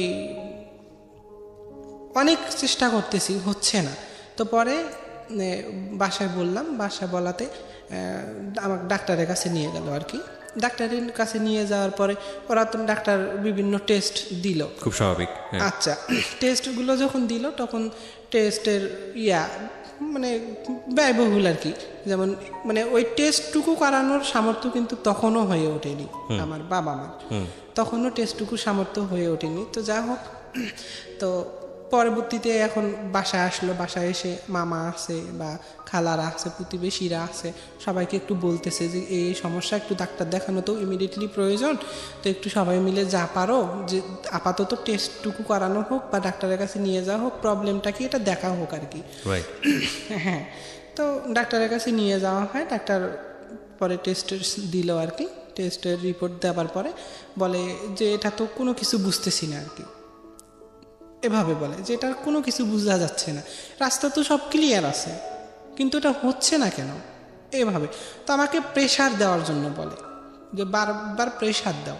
তো প্রেশার দিতে এরকম 2 দিন কেটে গেল, কিন্তু আমার বাথরুম প্লাস প্রস্রাব এটা ভিতরে আটকা, মাই গুডনেস। আমি খাওয়া নেওয়া তো বন্ধ, বা বাসায় যারা আছে তাদেরও একটা চিন্তা ভিতরে, বা কি অবস্থা, কি হলো, কেন এরকম। তো এরকম থাকা অবস্থায় হঠাৎ করে রাত্রবেলা আমি খুব অস্থিরতা, মানে আমি সহ্য করতে পারতেছি না। ওই যে বললাম যে আমার জীবন যায় যায় এমন অবস্থা। তো আমি ওই বাথরুমের জন্য চাপ দিতেই আছি রীতিমতো। তো একটা সময় দেখা গেছে ওই খুব জোরে প্রেসার দেওয়াতে রাত্রবেলা একদম কি হচ্ছে, আমার মানে জরায়ু এবং জরায়ুর সাথে নারী একটা পেঁচানো ছিল আর কি, সে নারী সহ জরায়ু আমার একদম বাইরে বের হয়ে আসে। একদম পুরা জরায়ু সহ নারী। আপনি তো বুঝতেন না যেটা জরায়ু বা ইউটেরাস, তখন তো বুঝতেন না না, তখন তো যে কোনো বুঝতাম একটা না। মাংসপিণ্ড বের হয়েছে মানে একটা ভয়ঙ্কর একটা হ্যাঁ, ব্যাপার। আমি তো ভয়ে শেষ যে আসলে এটা কি হলো আমার। আমি তো মানে আবার মনে করতেছি কিরকম যে ওই যে বলতো এর আগে যখন আমার ছেলের সাথে রিলেশন ছিল থাকা অবস্থায়, এটা হলো যে কনসেপ্ট ও করছি আচ্ছা, কি করে না। ফেললে এটা বেবি বের হয়ে যাবে হ্যাঁ, এরকম কিছু আমি একটা। মনে করছি এটা বুঝি এটাই, এরকম মনে করতেছি। Okay. তো যা হোক, ওটা বের হয়ে যাবে মানে ওটা একদম ক্লিয়ার হয়ে যাবে, কিন্তু ওটা ক্লিয়ার হচ্ছে না। পরে আমি ভাবিকে ডাকলাম বা যারা আছে তাদেরকে ডাকলাম। ডাকার পরে তারা তো দেখে তারা অভিজ্ঞ মানুষ বা এ বিষয়ে জ্ঞাত মহিলা মানুষরা, তারা জানে যে এটা জরায়ু। তো জরায়ুটা আমার বাইরে বের হয়ে আসে। তখন তো আমাকে নিয়ে কান্নাকাটি, একটা বিশৃঙ্খলা সৃষ্টি হয়ে গেল। আল্লাহ মাফ করুক। হ্যাঁ, সবাই বলে এই যে এটা কি হলো, এটা কি হলো, এই মেয়ে বুঝি আর বাঁচবে না, এরকম বলে আর কি সবাই। তো যখন এভাবে বলে, পরে আবার ইমিডিয়েটলি আমাকে রংপুর মেডিকেল হসপিটালে নিয়ে যাওয়া ওই সময়টাতে? হলো। হ্যাঁ, ওই সময়টাতে নিয়ে যাওয়ার পরে, রংপুর মেডিকেলে নিয়ে যাওয়ার পরে এমন একটা পজিশন যে ওই জরায়ুটা এখন পরে আর কি মেডিকেলি রিপোর্টে আসছে যে একটা চর্বি জাতীয় জিনিস এসে ওই প্রেসার দেওয়াতে ওইটা একদম বাইরে আউট করে দিয়ে চর্বি জাতীয় জিনিসটা এসে একদম ভিতরে ব্লক করে দিছে। এটা আর ভিতরে কোনোভাবে প্রবেশ করা সব পসিবল না। এটা মানে ডাক্তারি রিপোর্ট বলতেছে আর কি, যে হরমোন থেকে এটা আসে বাইরে, জরায়ুটাকে আউট করে দিয়ে এটা একদম ব্লক করে দিছে জায়গাটা, যার জন্য এটা আর ভিতরে দেওয়া পসিবল না। এখন ভিতরে দিতে গেলে কি করতে হবে, অপারেশন করতে হবে। ওকে, এটা বললো। তো এখন অপারেশন কে দিবে, ওরা দিবে কিনা বা কে দিবে কিনা, বা অপারেশনের তো একটা ব্যয় আছে, ডাক্তার তো আর এমনি এমনি এগুলো করবে না। রাইট। এবং একটা মেয়ের জরায়ু না থাকা মানে হচ্ছে সে বেবি কনসেপ্ট করতে পারবে। হ্যাঁ, কি ভয়ঙ্কর অবস্থা। হ্যাঁ হ্যাঁ, তারপরে এরকম অবস্থায় যখন ওই আমার কিন্তু এর মতো অবস্থায় আছে, আবার আস্তে আস্তে ব্লিডিংও হচ্ছে, এ মতো অবস্থা এভাবেই আছে আমার। অপারেশনের মানে যেটা দরকার, টাকা পয়সার দরকার, ডাক্তার পাচ্ছে না, প্লাস অপারেশন করতেছে না, এরকম ওরা ফেলে রেখেছে। হ্যাঁ, ফেলে রাখছে এভাবে। তো যখন ফেলা রাখছে, পরে বাসা আসলো, আমাকে ভর্তি দিল আর কি। ভর্তি দেওয়ার পরে বাসা আসলো, বাসায় এসে চেয়ারম্যান ছিল, মেম্বার ছিল যারা, তাদেরকে বলার পরে তারাও হেল্প করলো। তারপরে দেখা গেছে গ্রামের কিছু ছেলেপেলেরা হাট কালেকশন যেটাকে বলে আর কি, সবাইকে বললো যে এই প্রবলেম, আসলে কিছু হেল্প করেন, চিকিৎসা দিতে হবে বা চিকিৎসা করতে হবে। তো তখন পরে ওখান থেকে আর কি ওরা পারলো না পারা অবস্থায় আমাকে ঢাকায় আর কি পাঠানো হলো হসপিটালে। প্রিয় শ্রোতা, এখানে একটু বলে রাখি, আপনাদেরকে ইন্টারাপ্ট করছি, মাফ করবেন। গল্পটা খুবই ইন্টারেস্টিং লাগছে আপনাদের কাছে। আপনারা আমার ইউটিউব চ্যানেলে আসলে কিন্তু ওকে দেখতে পাবেন, এবং ওনার পুরো গল্পটাই আমি ইউটিউব ভার্সন করে আমার ইউটিউব চ্যানেলে আপলোড করেছি। আপনারা যদি ওকে দেখতে চান ভিডিও আকারে, এটা কিন্তু আছে। এবং ওনার যেই মেয়ে বয়সের যে ছবিটা, উনি আমাদের জন্য একটা ছবি নিয়ে এসেছেন আজকে, রাইট? ওনার যখন মেয়েলি অবস্থার যে ছবিটা, নাজমা তো এখন নয়ন হয়েছে, আপনারা গল্পের ট্রান্সফরমেশনের মধ্যে রয়েছেন। তো এগুলো সব আমার ভিডিওতে আছে, আপনারা গেলে ওখানে দেখতে পারবেন। আমার যেখানে গেলে আপনারা দেখতে পারবেন সেই ইউটিউবের ঠিকানাটা বলছি, www.youtube.com/rjkibriafm। আমি আবারও বলছি, www.youtube.com/rjkibriafm। চ্যানেলটি আছে কিব্রিয়া আরজে নামে, এটা ইউটিউবে ভেরিফাইড চ্যানেল। আপনারা ওখানে গিয়ে অবশ্যই ওনাকে দেখতে পারেন, এবং একই সাথে আরও অনেক ভিডিও আছে ওখানে চাইলে আপনারা দেখতে পারেন। এবং ইফ ইউ ওয়ান্ট, আপনি যদি চান, আমি আপনাকে মানে বলবো না যে বিনীতভাবে রিকোয়েস্টও করবো না, ইফ ইউ ওয়ান্ট, আপনি চাইলে আমার চ্যানেলটি সাবস্ক্রাইবও করতে পারেন। আচ্ছা, জি। বলেন তারপর। তারপরে তখন হার্ট কালেকশন বা সবার কাছে হেল্প নিয়ে আর কি গেল ডাক্তারের কাছে। যাওয়ার পরে ওখান থেকে তাদের পক্ষেও এটা সম্ভব ছিল না, যে অপারেশনটা খুব ক্রিটিক্যাল। হার্ট কালেকশন মানে হার্টের মধ্যে পয়সা তুলেছে আপনার জন্য, বাজারে দোকান টোকান বুঝতে যেগুলো পেরেছি। থাকে তাদের কাছ থেকে আর কি একটা হেল্প, যে সাহায্য করেন অসুস্থতার জন্য চিকিৎসা দেওয়া হবে। তখন আর কি কিছু টাকা হলো, হবার পরে আমাকে ওখানে যাওয়া হলো, আবার যেখানে ভর্তি দেওয়া হয়েছে। পরে ওনারা ওদের মাধ্যমে আসলে অপারেশনটা হয়নি বা ওরা করতে পারেনি। পরে আমাকে বলতেছে ঠিক আছে, আমাদের দ্বারা এটা হয়তো বা হবে না, আপনারা ঢাকায় নেন। আচ্ছা, তো পরে ঢাকায় নিয়ে আসছে। তখন আপনি ক্লাস 8 থেকে 9-এ উঠতেছেন এইরকম সময়। 8-এর পরীক্ষা মানে জেএসসি পরীক্ষার পরের যে গ্যাপটা, এই সময়ের ঘটনা এগুলো। আচ্ছা, তারপরে এভাবে চলার পরে আমাকে ঢাকায় নিয়ে আসা হলো। ঢাকায় নিয়ে আসে চিকিৎসা দেওয়া হলো। চিকিৎসা দেওয়ার পরে এখানে ওই একই অবস্থা। পরে কি করলো, মানে ওই ডাক্তারি ভাবে কোনোভাবে আর কি না, মানে জরায়ুটা কেটে ফেলা হলো। ইউটেরাসটাকে ফেলে দিল? হ্যাঁ, জরায়ুটাকে কেটে ফেলা হলো। আপনাদেরকে ইনফর্ম করা হয়েছিল যে ইউটেরাসটা ফেলে দিলে কি হবে? হ্যাঁ, বলা হয়েছিল, প্লাস বলা হয়েছে যে এটা কোনোভাবে সম্ভব না। ঠিক আছে, এখন এখানে জীবন মরণের প্রশ্ন হয়ে দাঁড়িয়েছে। তখন তো আর পসিবল না যে এটাকে কোনোভাবে রাখি বা কোনো কিছু করি। যাই হোক, ওই জরায়ুটাকে কেটে ফেলা হলো। কেটে ফেলায় ওই জরায়ুর সঙ্গে যে নারটা ছিল আর কি, নার বলে যেটাকে, পেঁচানো ছিল, ওইটা খুলে দিয়ে ওই জরায়ু কেটে ফেলছে। তারপরে আস্তে আস্তে আস্তে আস্তে এটা অটোমেটিকলি ভিতরে চলে যায়। না, কিন্তু এখানে ইউরিনের তো একটা এক্সিট হওয়ার একটা ব্যাপার আছে। এতদিন তো আপনি কিভাবে আপনি কি করেছেন, মানে আপনার কি পেট ফুটো করে বা কোনো কিছু করে একটা ব্যবস্থা করেছিল নাকি ওইভাবেই আছেন? না, তো যখন আমার ওই যে জরায়ু বের হয়ে আসলো, মানে আমার সব ক্লিয়ার হয়ে গেল। ও, জরায়ু বের আসার সঙ্গে সঙ্গে আপনি সব ক্লিয়ার হয়ে গেছে? হ্যাঁ, আচ্ছা। জরায়ু যখন বের হয়ে আসে তখনই আমার মানে বাথরুম প্রস্রাব সব ক্লিয়ার হয়। তখন শুধু সমস্যা ছিল ইউটেরাসটা কি করবেন, মানে ভিতরে নিতে পারতেছেন না। হ্যাঁ, তো যাই হোক, পরে যখন জরায়ুটা কেটে ফেলা হলো, কেটে ফেলার পরে নার্ভ যেটা ছিল ওটা আস্তে আস্তে ভিতরে গেল। যাওয়ার পরে তো এই জরায়ু কেটে ফেলাতে আরো বেশি ক্রিটিক্যাল অবস্থা হয়ে গেল, যে আমি বাঁচা না বাঁচার প্রশ্ন হয়ে দাঁড়ালো এখানে, যে আমি বাঁচবো না বাঁচবো এরকম। কেন? তো এটা জানি না কেন ডাক্তাররা পরে ওই জরায়ুটা কেটে ফেলাতে কি সমস্যা হয়েছিল সেটা আমার কাছে জ্ঞাত না। তো ওই কেটে ফেলাতে আর কি পরে আমার জীবন মরণের প্রশ্ন হয়ে দাঁড়াবে। আমি আইসিইউ এর মধ্যে 13 দিন ছিলাম। 13 দিন থাকা ঢাকা মেডিকেলে? হ্যাঁ, ঢাকা মেডিকেলে আইসিইউ এর মধ্যে 13 দিন ছিলাম আমি। আচ্ছা, তো 13 দিন থাকা অবস্থায় এই 13 দিনের মধ্যেই আর কি, মানে 13 দিন পরে যখন আইসিইউ থেকে আমাকে বের করা হলো, বা 13 দিন আইসিইউ এর মধ্যে থাকা অবস্থা আমি একটু ইমপ্রুভ হলাম। পরে ইমপ্রুভ হয়ে আমাকে বেডে দেওয়া হলো। তো বেডে দেওয়ার পরে আমি আমার শারীরিক চেঞ্জটা বুঝতে পারি। কিরকম? যেমন কিরকম চেঞ্জ এখানে বলি। চেঞ্জ বলতে কিরকম, যে আমি তো বরাবর ওয়াশরুমে যাওয়া আসা করতেছি প্রস্রাব পায়খানার জন্য, বা যাচ্ছি আর কি। তো যাওয়াতে বুঝি যে যখন আমি প্রস্রাব করি, প্রস্রাব করতে গিয়ে একটা মানে নারী অংশ, মানে এরকম নার জাতীয় একটা বাহিরে বের হয়ে আসতে চায়। ওকে, আচ্ছা, এরকম মনে হয় যে যখন প্রস্রাব করতে আসি তখন মনে হয় যে একটা নার জাতীয় কোনো কিছু। নার মানে আপনি বলছেন ইটস লাইক আ পাইপ বা নলের মতো কোনো কিছু? হ্যাঁ, নলের মতো কিছু, যে মানে বাহিরে বের হয়ে আসতে চায়। এখানে একটু ইন্টারাপ্ট করছি, ভিডিওতে যারা দেখছেন এবং একই সাথে অডিওতে যারা শুনছেন, প্লিজ আজকের এই এপিসোডটাকে আপনারা মেডিকেল সায়েন্সের জায়গাটা থেকে নেবেন। এগুলো বোঝানোর জন্যই আমরা এই জিনিসগুলোকে এক্সপোজ করছি, কারণ অনেকেই অনেক ধরনের কোয়েশ্চেন থাকতে পারে। And most importantly, I am not a doctor, I am not a physician. উনি যেটা বলছেন সেগুলো যে একদম ফুল ইনভেস্টিগেট করে আপনাদের এখানে উপস্থাপন করা হচ্ছে তা নয়। আপনারা চাইলে ওনাকে সন্দেহ করতে পারেন, আপনারা চাইলে অবিশ্বাসও করতে পারেন, আপনারা চাইলে আপনাদের জায়গাটা থেকে পুরো গল্পটাকে বাদ দিয়ে দিতে পারেন, সেই সুবিধা আছে। আমরা আমাদের জীবন গল্পের ডিসক্লেইমারে সবসময় কথাটা বলি যে আমাদের জীবন গল্পের সবচেয়ে বড় সীমাবদ্ধতা হচ্ছে এটাই, যে যিনি এসে তার গল্পটা বলেন সেটা আমরা ইনভেস্টিগেট করি না বা করতে পারি না, বা আমাদের এখানে সীমাবদ্ধতা আছে।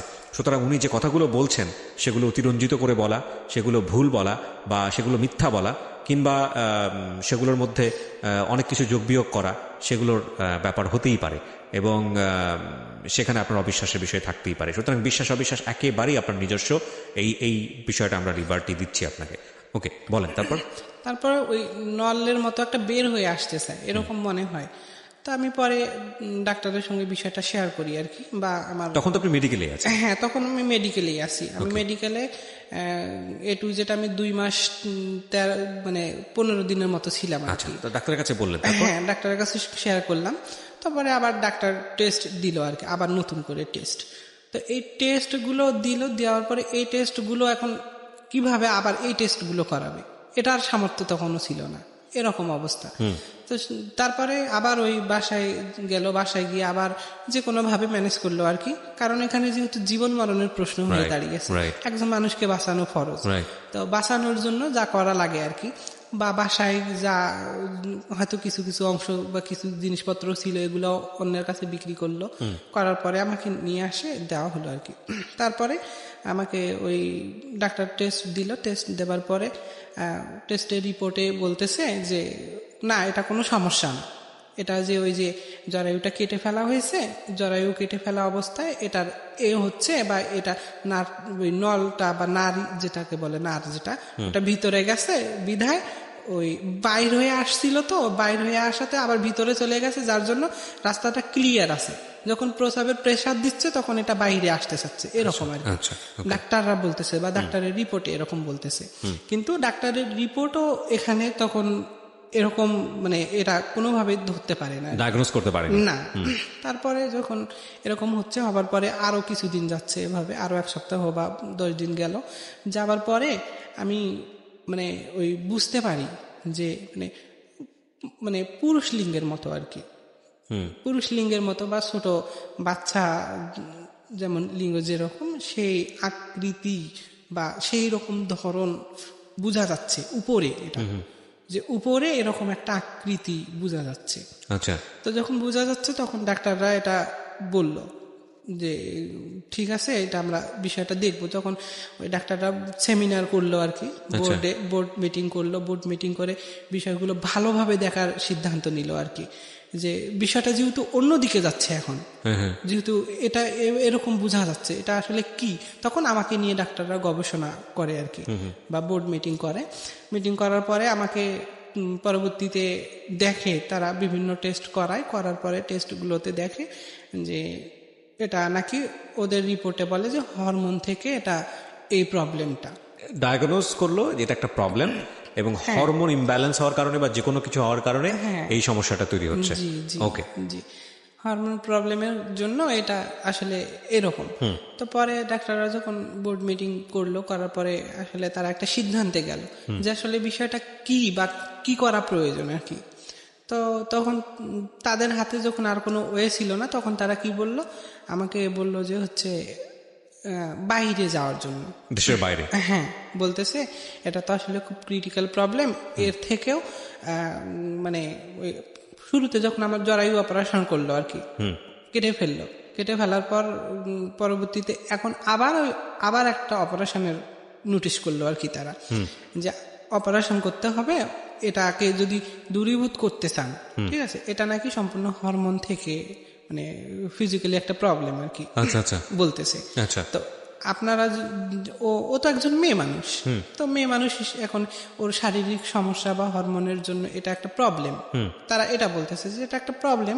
তো এই প্রবলেমটা সমাধান করতে গেলে ওর অপারেশনের প্রয়োজন আছে, বা অপারেশনটা করতে গেলে অপারেশন দেখা গেছে অনেক ব্যয়বহুল এবং অনেক রিস্ক, পেশেন্ট বাঁচতেও পারে আবার মরে যেতেও পারে, এরকম আর কি। তো তখন আমার বাবা মা বলে যে ঠিক আছে, আমাদের তো এমন কোনো সামর্থ্য নেই যেটার মাধ্যমে আমরা এটা করব। তো আমার মেয়ে যাই হোক আর যাই হোক মানুষ আছে, এটা বলে যে মানুষ আছে। অনেক সময় অনেক জায়গায় আমরা শুনি যে আল্লাহ প্রদত্ত ভাবে অনেক কিছুই শুনতে পাই, যে এটা এই জায়গায় অমুক এমন হয়েছে বা অমুক জায়গায় এরকম হয়েছে, অনেক কিছু শোনা যায়। তো যাই হোক, এটা আর কি তাদের ধারণা। তারা বলে যে আমার মেয়ে মানুষ আছে, মানুষ বাদে আর অন্য কোনো কিছু হয়নি, যা আছে তা থাক।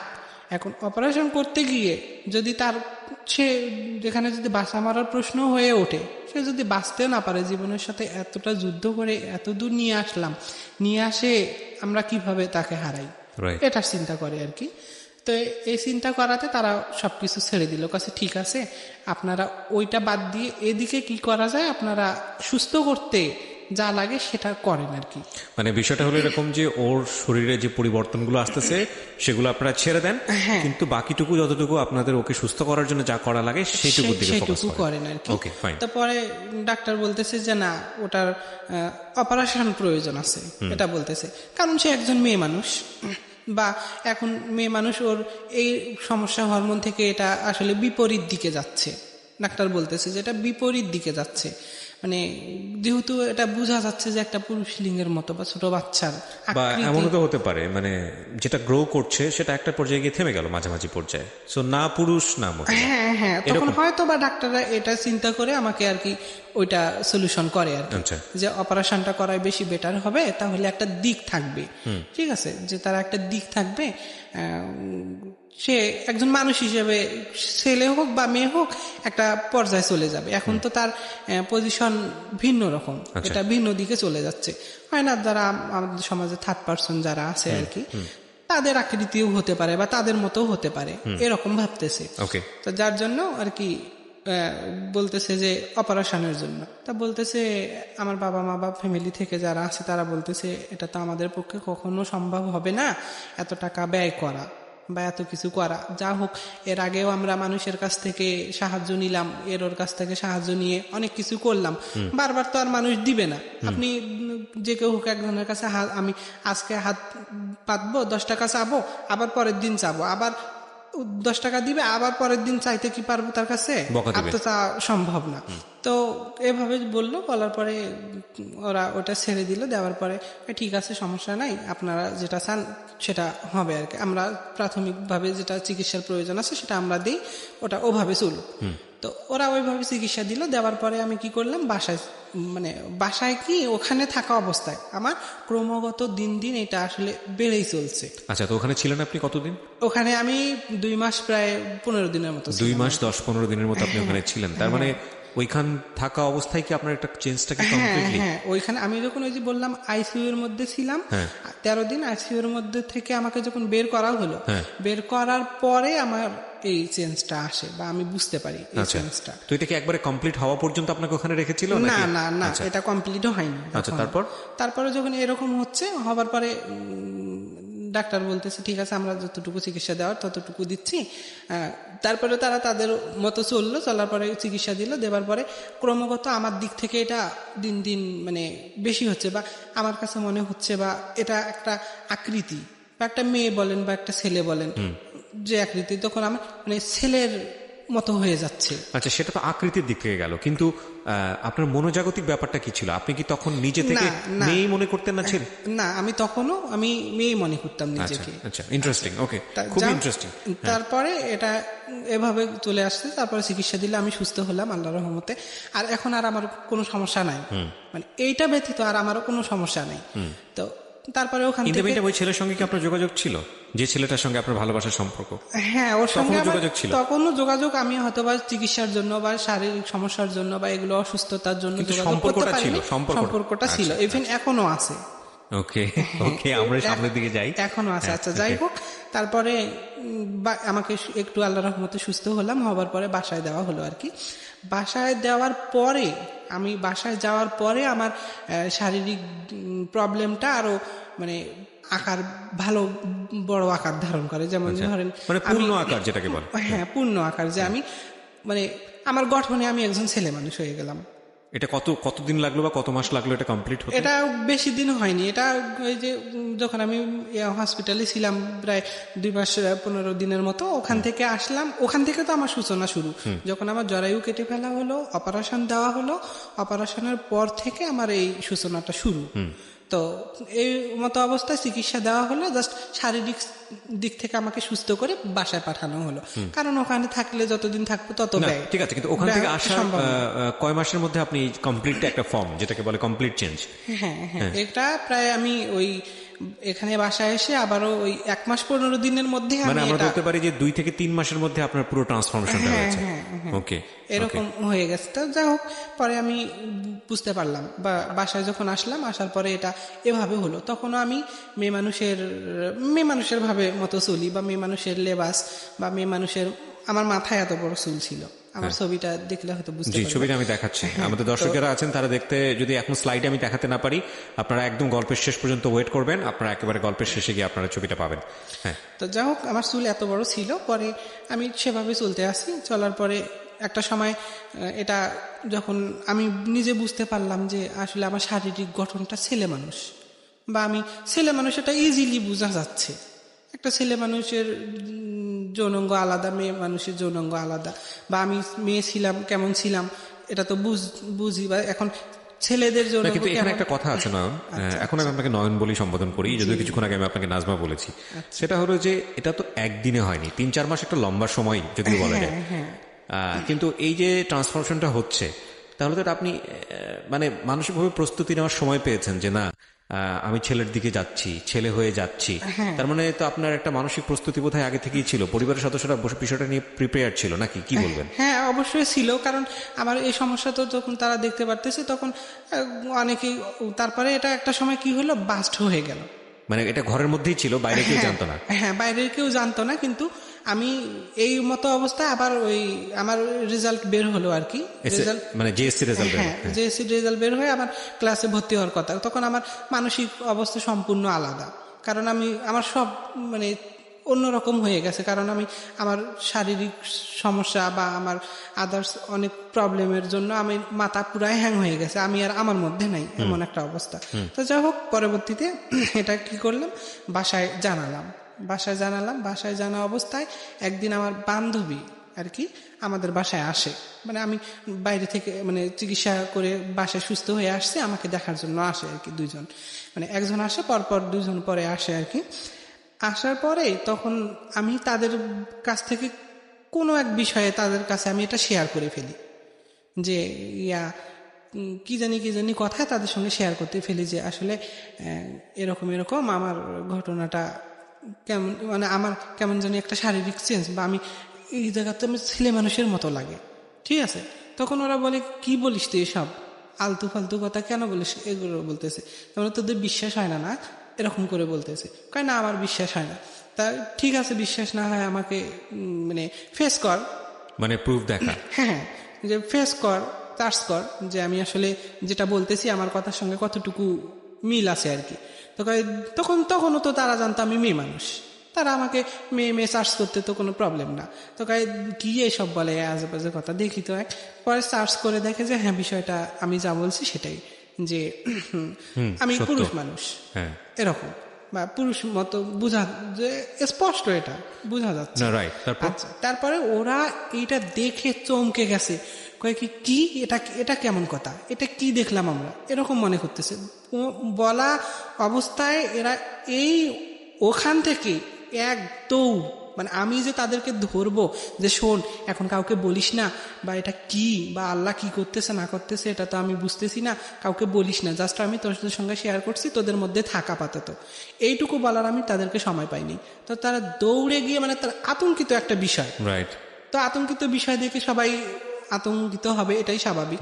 তো ওরা যখন ফেস করছে, করার পরে দৌড়ে বাসায় চলে গেছে। বাসায় গিয়ে ওদের মাকে বলছে, মা এরকম নাজমান ও আমাকে এগুলো আজকে বলতেছে হঠাৎ করে, তা আমরা মানে কি বলি সেগুলো কথা দেখি, ফেস করতে গিয়ে তারা হ্যাঁ এরকম ওদের সর্বনাশ, এক কথা 2 কথা, এক কান 2 কান করে করে। তো বাসায় যখন ওরা জানার পরে বলতেছে কি বলি সেসব, পরে ওরা আবার আমার বাসায় আসলো, ওর মা, মানে আমার বান্ধবীর মা, ওরা আসলো, আমার গ্রামের আর কি, গ্রাম প্রতিবেশী বান্ধবী, একই ক্লাসে পড়ি আর কি, তারা তো আসলো। আসার পরে কি এসব বলিস তুই উল্টাপাল্টা কথা, আর ও কি বলতেছে আমাকে গিয়ে, এগুলা দেখি তো কি সমস্যা, তো এগুলা বলতেছে। তারপরে ওরাও সার্চ করে, তো ওরা বেহুশ হয়ে যায়, এমন অবস্থা। তারপরে এইভাবে বাসায় গেল, মহিলা মানুষ গ্রাম অঞ্চলে যা হয় আর কি, এক কথা কানাকানি করতে করতে একটা সময় অল্প দিনের ভিতরে, এটা মনে হয় 4-5 দিন বা 1 সপ্তাহ, হাইস্ট 1 সপ্তাহের ভিতরে পুরা বিষয়টা বাস্ট হয়ে গেল। ইন দ্য মিন টাইম আপনি কি আপনার ওই মানে বয়ফ্রেন্ড যে বা প্রেমিক যে তাকে কি জানিয়েছেন বিষয়টা? না না না, তার তাকে সঙ্গে আপনি এগুলো- মেয়ে হিসেবে কথা না, বলেন? আমি অসুস্থ আছি বা চিকিৎসা করতেছি এগুলো সে জানতেছে, বা মাঝে মধ্যে যখন কথা হতো 2-4 মিনিট যে আমি চিকিৎসার জন্য আসি বা আমি অসুস্থ আছি, এই সমস্যা, এগুলো সে কিন্তু জানে। আপনি তো তখন নিশ্চিত হয়ে গেছেন যে এর সাথে আমার ওই ধরনের সম্পর্ক রাখা সম্ভব হবে না। হ্যাঁ, কিন্তু আমি তাকে এগুলো কোনো কিছু জানাচ্ছেন না। জানাই। কেন জানাচ্ছেন না তখন? জানাচ্ছি না কারণ সে তো আমাকে লাভ করে বা আমি তাকে লাভ করি, বা আমি জানাচ্ছি না এই কারণে যে মানে আমি কেন জানি জানাতেই পারতেছি মানে না তাকে। যতদিন সম্ভব গোপন রাখি, হ্যাঁ, পরবর্তীতে হয়তো জানাবো। হ্যাঁ, ওকে, তো তারপরে কি হলো? লোকজন জানাজানি হয়ে গেল। তারপরে লোকজন যখন জানাজানি হয়ে গেল, জানাজানি হয়ে যাওয়ার পর মানে পুরা একটা আলোড়ন সৃষ্টি হয়ে গেল গ্রাম অঞ্চলে। দেখা গেছে গ্রামে আমার এক প্রতিবেশী আছে, প্রতিবেশীর এক রিলেটিভ আছে, এ ফোনে বলতেছে আমাদের গ্রামে আমাদের পাশের বাড়ির এক মেয়ে এরকম ছেলে হয়ে গেছে। কয় কি বলিস? ও তখন ওর আত্মীয় কোথায় আছে তাকে ফোন করে যে আমার বোনের বাসায় এক মেয়ে আছে বা বোনের বাসার পাশে এক মেয়ে আছে, ও নাকি ছেলে হয়ে গেছে, মেয়ে থেকে ছেলে হয়ে গেছে, এগুলা বলতেছে। এভাবে এভাবে অনেক তার 2-1 দিনের ভিতরে মানে এত মানুষ, হাজার হাজার মানুষ আপনাকে দেখতে। হ্যাঁ, হাজার হাজার মানুষ আমাকে দেখার জন্য আসে, যে একটা আত্মাধিক একটা ঘটনা শুনছে যে আসলে হ্যাঁ। আতঙ্কিত হওয়ার মতো অবস্থা কি আসলে দেখি। তো তো আমার তো শারীরিক কোনো সেন্স তখনও কিন্তু নাই, সরি মানে আমার বাহ্যিক যে সেন্সটা, আমার ভিতরের প্রবলেমটা হয়তো বা আমি মানে মেয়ে থেকে ছেলে হয়েছি বা মেয়ে থেকে ছেলেতে মানে আপনি পরিণত শারীরিক হয়েছি। চেঞ্জ বলতে বোঝাচ্ছেন যে এটা আপনার ফেস চুল কাটানো বা কোনো চুল বড় এগুলো বড় তো আমি এগুলো সব স্বাভাবিক। নরমালি তো আছে। সবাই আমাকে দেখতে আসে বলে কই কি এটা তো যে এটা হ্যাঁ, মেয়ে। মেয়ে তো মেয়ে তো দেখতেছি, এখানে তো কোনো সেন্স দেখি না, এটা কি? তো পরে কি করে, পরে আমাকে যখন এগুলো আলোড়ন সৃষ্টি হয়ে গেল, মানুষ গ্রাম অঞ্চল আমাদের বাসায় প্রত্যেকটা বাসা মানে গ্রামের রাস্তা পথ একদম মানে মানুষে ব্লক, এমন অবস্থা। আমি হলে তো আপনাকে টিকিট কেটে দেখার ব্যবস্থা করতাম। হ্যাঁ, তারপরে তো যা হোক, I'm sorry, I'm just না kidding. ঠিক আছে, সমস্যা নেই। যা হোক, তারপরে ওই ওই অবস্থায় আসলে অনেকেই ওই এগুলা তো তখন বিশ্বাস করার মতো না, কারণ কি বিশ্বাস করবো? ও তো একজন মেয়ে মানুষ দেখা যাচ্ছে, রাইট। কিভাবে ছেলে বিশ্বাস চুল বড় করবে? বড় সব হ্যাঁ, মেয়েতে কাপড় পরে আছে। হ্যাঁ। হ্যাঁ। তো যাই হোক, তারপরে এটা একটা সময় প্রশাসনের লোক জানলো, মানে আমাদের থানার লোক জানলো আর কি, যে বিষয়টা কি, এখানে একটা বা কোন বিশৃঙ্খলা দিকে তৈরি যাচ্ছে। হয়ে গেছে। হ্যাঁ। যে তারপরে ওখান থেকে লোক আসলো আর কি, লোক আসার পরে আমাকে মানে এই বিষয়গুলো চার্জ করলো যে আসলে কি এখানে কি ঘটনা ঘটছে। তো যখন এগুলো ঘটনা ঘটছে, ঘটার পরে ওরা আমাকে তাদের হেফাজতের জন্য নিয়ে গেল থানাতে। তো থানাতে নিয়ে যাওয়ার পরে আমাকে ওখান থেকে আমাকে থানাতে কিছুদিন রাখলো আর কি। রাখার পরে এদিকে তো আলোড়ন চলতেইছে। তারপরে প্রশাসন তো আসে আসলে করার। ওই সময় কোনো স্থানীয় সংবাদপত্র বা সাংবাদিকেও যায়নি এরা? সাংবাদিক মনে হয় হ্যাঁ পরবর্তীতে গেছে আর কি, আচ্ছা। পরবর্তীতে গেছে। যাই হোক, তারপরে আমাকে যখন থানাতে নিয়ে যাওয়া হলো, থানা থেকে আমাকে কোর্টে চালান করা হলো আর কি। কয়েকদিন পরের দিনে আমাকে আগের দিন থানাতে নিল, নেওয়ার পরে বিষয়টা আমাকে মহিলা পুলিশ দ্বারা চার্জ করলো আর কি। কারণ আমি তো তখনও মহিলা, আসলে কি বিষয়টা, যখন মহিলা পুলিশ দ্বারা চার্জ করলো তখন আসলে তারা তো দেখলো যে স্যার এই ঘটনা আসলেই সত্য। হ্যাঁ, আসলেই সত্য। তখন তো আবার তখন ওই থানার ওসি ইসমাইল নাম ছিল স্যারের, ওই ইসমাইল স্যার ছিলেন আর কি। তখন তিনিও বিষয়টা আমাকে ফেস করলো যে যেহেতু এখন তুমি ছেলে মানুষ, ওরা বলতেছে আসলে আমি নিজে কনফার্ম হতে চাই এটাতে আর কি। তারপর আমি এটার অনুযায়ী আমি চার্জশিট করব। কি বিব্রতকর বিষয়টা, মানে আপনি যেখানেই যাচ্ছেন আপনাকে সেখানে প্রুফ দেওয়ার জন্য এই ধরনের বিষয়টা ফেস করতে কেমন একটা আমার নিজের কাছে কেমন। আমার দেখেন শুরু থেকে আমার সবাই বা যারা আছে, আমি যাদের সঙ্গে কথাগুলো শেয়ার করতেছি, তারা সবাই জানুক বা দেখুক যে একটা মানুষের জীবনে কত দুঃখ কষ্ট শুরু থেকে, লাইফে জন্মগ্রহণ করার পর থেকে আজ অব্দি কিভাবে দুঃখ কষ্টের উপরে চলতেছি বা কিভাবে চলে আসছে জীবন যাপন, বা কিভাবে জীবনযাপন করে জীবনের সঙ্গে যুদ্ধ করে আজও বেঁচে আছি পৃথিবীতে। জি, নিশ্চয়ই। আমি সবসময় একটা কথা বলি, আমাদের প্রত্যেকটা জীবন গল্প থেকে কিছু না কিছু শেখার আছে, এবং আপনি যে কথাটা বললেন এটাকে আমি পরবর্তীতে আরো ইলাবোরেট করবো। আমি বরং গল্পেই যাই। যে তারপরে কি হলো, থানা থেকে কোর্টে নিয়ে গেল, তারপরে থানাতে সার্চ করে যখন আমাকে দেখলো এই অবস্থা, তারপরে কোর্টে নিয়ে গেল। কোর্ট থেকে আবার সরকারিভাবে আমাকে টেস্ট করানোর জন্য দেওয়া হলো, টেস্ট। আচ্ছা, তারপরে এখানে ওই টেস্টের জন্য দেওয়া হলো, টেস্টে আমাকে নিয়ে যাওয়া হলো, টেস্ট করা হলো, তারপরে আমাকে ফরেন্সিতে দেওয়া হলো, ফরেন্সি থেকে আবার ওখানে বিভিন্ন টেস্ট করা হলো, তারপর ওখান থেকে পরমাণুতে দেওয়া হলো, রংপুর পরমাণুতে দেওয়া হলো। পরমাণু থেকে আবার হরমোন টেস্টের জন্য মানে যা যা প্রয়োজন, কারণ একটা বিশৃঙ্খলা ঘটে গেলে কিংবা একটা সমস্যা তৈরি হলে প্রশাসন এটার সমাধান কিভাবে চূড়ান্ত করবে সেটা তো তদারকি করবে কিংবা ভেরিফিকেশন করে, যেটা লাস্ট পর্যন্ত যেটা পাবে তারা তো সেটা সলিউশন দিবে। প্রথম কথা হচ্ছে এই কাগজগুলো কি আপনার কাছে আছে? এই কাগজগুলো আমার কাছে বাসায় আছে, হ্যাঁ, রংপুরে। হ্যাঁ, আমার সবকিছু আছে। তো যাই হোক, তারপরে আমাকে কোর্টে দেওয়া হলো। কোর্ট থেকে তো এই যে বিভিন্ন এরকম টেস্ট করা হলো, ফরেন্সি থেকে মেডিকেলে দেওয়া হলো, মেডিকেল থেকে ফরেন্সিতে, ফরেন্সি থেকে পরমাণুতে। তারপরে বিভিন্ন টেস্টের রিপোর্ট আমার ওদের হাতে প্রায় 1 মাসের মতো আসলো, 1 মাস 17 দিন। আমার এটা একদম জেনুইন মনে আছে। পরমাণুতে কেন? হরমোন টেস্টের জন্য। পরমাণুতে কোন জায়গায়? রংপুর। আচ্ছা, আই এম নট শিওর, আমি জানি না ব্যাপারে। তারপর হরমোন টেস্টের জন্য গেছেন? হ্যাঁ, তারপরে সকল রিপোর্ট যখন তাদের হাতে আসলো, তাদের হাতে আসার পরে পরবর্তীতে এটা তখন ওই ডাক্তারি ইয়াতেও সেটা ফেস হয়ে গেল যে আসলে মানে সে এখন সম্পূর্ণ একজন ছেলে মানুষ, মানে 100% ছেলে। হ্যাঁ, সে 100% একজন ছেলে। প্রিয় শ্রোতা, অনুষ্ঠান চলতে চলতে আপনাদের জন্য একটি বিশেষ অ্যানাউন্সমেন্ট করতে চাই। সেটা হলো, আমি আরেকটি অনুষ্ঠান করি রেডিও আম্বার 102.4 FM এ। প্রতি শনিবার রাত 10টায় প্রচারিত হয় মাইক্রোফোন টেস্টিং 1024। হয়তোবা অনেকেই শুনেছেন, বাংলাদেশের রেডিওর ইতিহাসে সর্বপ্রথম মিউজিক রিয়েলিটি শো, গানের রিয়েলিটি শো, এবং 2019 সালের সেরা আম্বার ভয়েস আমরা খুঁজে বের করবার চেষ্টা করছি। সেখানে আপনি অডিশন দিয়ে সেখানে আপনি অংশগ্রহণ করে সেরা আম্বার ভয়েস হতে পারেন। আপনি যদি মনে করেন যে আপনি খুব ভালো গান করেন কিন্তু সে অর্থে তেমন কোনো প্ল্যাটফর্ম কোথাও পাননি, তাহলে ছোট্ট একটা অডিশন দিতে হবে আপনাকে। ফোন করে আপনাকে গাইতে হবে একটা গানের 2টো লাইন বা 3টে লাইন আপনি আমাদেরকে গেয়ে শোনাবেন এবং আমরা আপনাকে ডাকবো, নিশ্চয়ই ডাকবো। ওকে, ফোন নাম্বারটি আমি বলে দিচ্ছি। ফোন নাম্বারটি হচ্ছে 09611001024। আমি আবারও বলছি, ফোন নাম্বারটি হচ্ছে 09611001024। যদি আপনি মনে করেন আপনার কণ্ঠ সারা দেশের মানুষের কাছে যাওয়া উচিত, আপনি সেরকম গাইতে পারেন, তাহলে যোগাযোগ করুন এবং অংশগ্রহণ করুন মাইক্রোফোন টেস্টিং 1024-এ, আমরা যেখানটায় ছিলাম। তারপর তো যাই হোক, এভাবে সকল রিপোর্ট দেওয়া হলো কোর্টের আমাকে 1 তারিখে ফালানো হলো, তারিখ অনুযায়ী আমাকে কোর্টে নেওয়া হলো। কোর্ট থেকে আমার সকল ইনফরমেশনগুলো দেখলো, দেখার পরে আমাকে আবার কোর্ট থেকে মানে দেওয়া হলো আর কি, ফেরত দেওয়া হলো। ফেরত দিয়ে আবার রিপোর্টগুলো ভেরিফিকেশন করবে আর কি। তো যাই হোক, তারপরে আমাকে কোর্টের কাগজপত্র সবকিছু যা দেখলো, দেখার পরে আমাকে ওখানেই কোর্ট থেকে আবার ওই নিয়ে যাওয়া হলো বাইরে। নিয়ে যাওয়ার পরে ওদের মতো করে আমাকে চুল কেটে দিল। আচ্ছা, চুল কেটে দিয়ে তারপরে লুঙ্গি, প্যান্ট, শার্ট, আমাকে ছেলে মানুষ লেবাস দিয়ে দিল। চুল কাটলো কে? চুল কাটছে ওদের লোকই, বা ওই মানে কোর্ট থেকে আমার নির্দেশ দেওয়া হয়েছে যে ওর চুল কেটে দেওয়া হোক, মানে ও এখন মানে ছেলেদের মতো জীবনযাপন করবে। হ্যাঁ, এটাই কারণ এগুলো বলতেছে আর কি, যে ঠিক আছে ও তো এখন ছেলে, তাহলে ও কিভাবে মেয়ের জীবনযাপন করবে, ও ছেলে মানুষের মতো থাক, ওকে চুল কাটাই দেওয়া হোক, তারপরে প্যান্ট শার্ট বা লেবাস যেটা, ও একজন ছেলে মানুষের মতো জীবনযাপন করুক।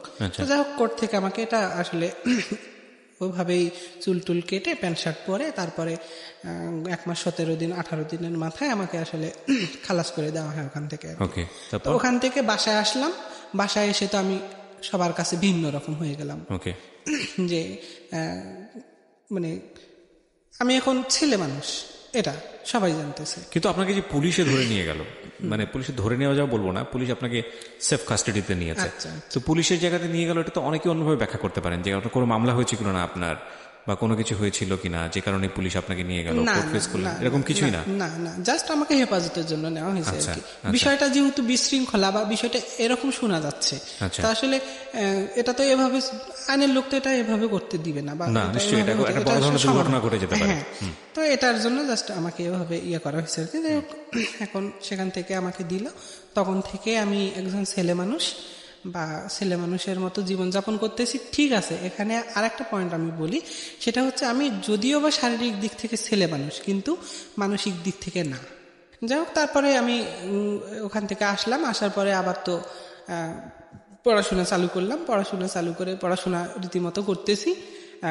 রীতিমতো করা অবস্থায় আর কোনো প্রবলেম আমার হচ্ছে না, কারণ এটা সবাই জানে, সবার কাছে জানা যে বিষয়টা ও এ থেকে আমি কলেজে বা স্কুলে যাওয়া আসা করতেছি, এখন আমি ছেলে মানুষ এরকম, আমার কোনো রকম কোথাও কোনো রকম প্রবলেম হচ্ছে না, বা আমাকে মানে ওই আমার যাইতে সংকোচ বোধ করতাম বিধায় আমাকে আমার কলেজ থেকে টিচার করে দেওয়া হয়েছে যে আমাদের যাতায়াত রাস্তায় এক টিচার যাওয়া আসা করতো আর কি, স্কুলে যাতায়াত রাস্তায়, তো ওই টিচার প্রতিদিন নিয়ে যাওয়া আসা করতো আমাকে কলেজে। আচ্ছা, তো এভাবে আর কি পড়াশোনাটা করি, পড়াশোনা করে আমি অনার্স সেকেন্ড ইয়ার পর্যন্ত পড়াশোনা করতে পারি। এখন দুর্ভাগ্যজনিত পড়াশোনাটা আমার স্টপ হয়ে গেছে। কেন? আর এই যে আর্থিক সংকটের কারণে, আর্থিক অনটন।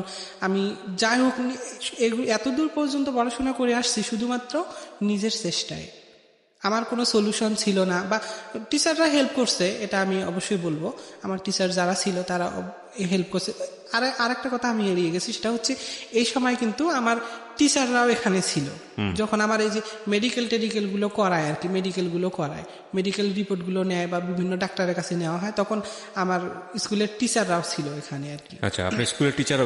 হ্যাঁ, স্কুলের টিচাররাও ছিল। যাই হোক পরবর্তীতে তারপরে আপনার এলাকায় তো মোটামুটি এটা একটা আন্দোলন তোলার ঘটনা, পুরোপুরি আন্দোলিত। হ্যাঁ, সবাই জানে এটা। হ্যাঁ, সবাই জানে। আপনার আজকের ভিডিওতে যারা দেখছে, এই মুহূর্তে ইউটিউবে যারা দেখছে, তারা সবাই মোটামুটি দেখে আপনাকে চিনে ফেলবে যে আপনি এই এলাকার এই ঘটনা। তো 10 বছর আগের গল্প না এটা? কত বছর আগের গল্প? না, 10 বছর না, এটা 2011 সালে। এখন কত হচ্ছে আর কি, এখন তো 8 বছর, মানে 8-10 বছর কাছাকাছি। হ্যাঁ, এরকম আর কি, 2011 সালে। এই 8 বছরে আপনি কিভাবে চলাচল করছেন? এখন আমি 8 বছরে চলাচল করতেছি কিভাবে বলতে, আমি আসি চলাফেরা করতেছি, আমার লেবাসে ছেলে মানুষ, বা আমি নিজেও ছেলে মানুষ, বাট আমার মানসিক অবস্থার এতটুকু সেন্স আমি আজ অব্দি পাইনি। মানে আপনি নিজেকে মেয়েই মনে করেন? হ্যাঁ, আমি নিজেকে মেয়ে মনে করি, বা নিজের চাওয়া পাওয়াগুলো বলেন, বা নিজের একটা ইচ্ছা বা আকুতি বা স্বপ্ন, একটা মেয়ে মানুষ যে স্বপ্ন দেখে, সংসারের স্বপ্ন। হ্যাঁ, সংসারের স্বপ্ন, তো আমার প্রতিটা মুহূর্তে এগুলা মনে হয় যে আমি একজন মেয়ে মানুষ, আমি মেয়ের মতো চলাফেরা করি, বা মেয়েদের সাথে ঘুরি ফিরি, বা ছেলেদের সঙ্গে মিশতে ভাল লাগে না, বা আমি এখন ছেলে মানুষের সঙ্গে বন্ধুত্ব হবে, উঠা বসা হবে, কিন্তু ছেলে মানুষের সঙ্গে চলতে গেলে, মিশতে গেলে আমার ফিজিক্যালি প্রবলেম আসে। কারণ আমি তো জন্মগত সূত্রে একজন মেয়ে মানুষ, তো জন্মগত সূত্রে যেহেতু মেয়ে মানুষ, আমি ক্লাস 9, তখন প্রায় আমার বয়স 15 বছর বলতে গেলে। তো 15 বছর একটা মেয়ে মানুষ হিসেবে জন্ম থেকে চলে আসছে, বা তার চাওয়া পাওয়া, তার চলার শৈশবের পুরোটা সময়, হ্যাঁ, তার জীবনটা গড়ে উঠছে প্রায় এভাবে, তাহলে সেটাকে সে কিভাবে চেঞ্জ করবে? তো আমি আসলে কোনোভাবে, কোনো ক্রমেই আমি আসলে এটাকে চেঞ্জ করতে পারি না এখনো। এই জিনিসটাই জাস্ট আমাকে দুঃখ দেয়, বা এই জিনিসটাই আমাকে কষ্ট দেয়। আপনি কি ওই ছেলেটাকে, যাকে ওই সময়টাতে ভালোবাসতেন, আপনি বললেন যে এখনো তার সঙ্গে আপনার সম্পর্ক আছে, তো বন্ধু হিসেবে আছে নাকি কি হিসেবে আছে? বন্ধু হিসেবেই আছে আর কি। তো তার সঙ্গে আমার এখন ইদানিং খুব একটা যোগাযোগ হয় না। আচ্ছা, সে তার মতো আছে, আমি আমার মতো আছি। তো এই যে মানসিক অবস্থাটা মেয়েটার মতো, কিন্তু শরীরটা ছেলেদের মতো মানে কি ছেলে, তো এই জায়গাটা নিয়ে কখনো একজন সাইকিয়াট্রিস্টের পরামর্শ নেওয়া, একটা মনো ডাক্তারের পরামর্শ নেওয়া? আমি এগুলা নেইনি। আপনার তো নেওয়া উচিত না? আপনার প্রয়োজন না? আপনি কি মনে করেন? নেওয়া উচিত, হ্যাঁ, কারণ আমার যেহেতু বা ওই সুবিধাটা ছিল না, ওই ফ্যাসিলিটিটা পাননি আপনি। ভবিষ্যৎ আছে, বা ভবিষ্যতে একটা মানুষ, হয়তো আমি মানুষ হিসেবে পৃথিবীতে বেঁচে থাকবো, আমার তো একটা সাপোর্ট প্রয়োজন আছে, বা প্রত্যেকটা মানুষের একটা সাপোর্ট প্রয়োজন থাকে। মা বাবা থাকে, ভাই বোন থাকে, বা হাজব্যান্ড থাকে, বা ওয়াইফ থাকে, বা সন্তান থাকে, যাই হোক, যে কেউ কোনো না কোনো সাপোর্ট থাকে। তো আমার লাইফে তো আসলে এরকম কোনো সাপোর্ট নেই। আমার মা নেই, বাবা নেই, ভাই নেই, বোন নেই, বা নিকটতম ভালো কোনো বন্ধু নেই, বা এখন যে আমি এই অবস্থায়, আমি যেভাবে আছি, আল্লাহ যেটা করছে তার ইয়াতে, আমি তার মর্জি, আমি আসলে সেরকম হই, সেভাবে আমার সবকিছু হোক। কিন্তু আমি অনেক চেষ্টা করি যে আমি নিজে একজন ছেলে মানুষ, আমি ছেলে মানুষের মতো চলাফেরা করি, খাই দাই, ঘুমাই, বা ছেলে মানুষের সাথে উঠি বসি, আমার সবকিছু ছেলে মানুষের মতো হোক, কিন্তু এটা কোনো ক্রমেই আমি করতে পারি না। মানসিক দিক থেকে আমার মানসিক দিক থেকে কখনোই আসে না যে আমি একজন ছেলে মানুষ, বা আমি এখন ছেলে মানুষ, বা আমার ছেলে হিসেবে সবকিছু একুরেট, বা আমি ছেলে মানুষ হিসেবে একজন স্বয়ংসম্পূর্ণ মানুষ, ছেলে মানুষ। তা আমার একটা মানসিক দুর্বলতা হবে মেয়েদের প্রতি, বা আমি মেয়েদের প্রতি Naturally আকৃষ্ট যেটা হব, ন্যাচারালি বিষয় যে মেয়েদের প্রতি আকৃষ্ট হব, আসলে এরকম না। আমি এখন যে মেয়ে মানুষ, মানে সরি, আমি এখন ছেলে মানুষ, তো আমার এখনো মেয়েদের মতো আপনি ভেতরটা বলছেন যে ভেতরটা আপনার অনুভব হয় আপনি একজন নারী, আপনি একজন মেয়ে। এরকম মনে ঠিক আছে, আমি বিষয়গুলো নিয়ে যে আপনাকে প্রথম উপস্থাপন করা এই জীবন গল্পে তা না। আপনি যদি আমার এই অনুষ্ঠান নিয়মিত শুনে থাকেন তাহলে দেখবেন যে এখানে অনেকেই এসেছেন ইন্টারসেক্স, এবং শুধু তাই না, তারা তাদের কথাগুলো মন খুলে এখানে বলেছেন। আমি সে বলার সুযোগ দিয়েছি। আমি সবসময় একটা কথা বলি, এটা হচ্ছে সবার মন খুলে কথা বলার প্ল্যাটফর্ম। আমরা সচেতনভাবে চেষ্টা করি যিনি বলছেন তার কথায় যাতে কেউ আঘাতপ্রাপ্ত না হন, তার কথায় কোনো কমিউনিটি যাতে করে আঘাতপ্রাপ্ত না হয়, এবং একই সাথে তার কথায় কেউ যাতে হেয় না হয়, এবং তার কথায় কেউ যাতে দোষী প্রমাণিত না হয়। এই বিষয়গুলো আমরা সচেতনভাবে অ্যাভয়েড করার চেষ্টা করি। ইন এ কমপ্লিট প্রোগ্রামে আমরা চেষ্টা করি যে একটা পুরো গল্প থেকে একটা মেসেজ যেন দেয়া যায়। তো আপনি আজকে এই গল্পটা কেন বললেন আমাদের রেডিওতে? এই যে খুবই ইন্টারেস্টিং, মানুষ খুব মনোযোগ দিয়ে শুনেছে আজকের এই গল্পটা, যারা দেখেছে। তো এটা আমি জানি যে আমাদের স্বাভাবিকতার বাইরে যেটা ঘটে সেটার প্রতি মানুষের তীব্র আকর্ষণ থাকে।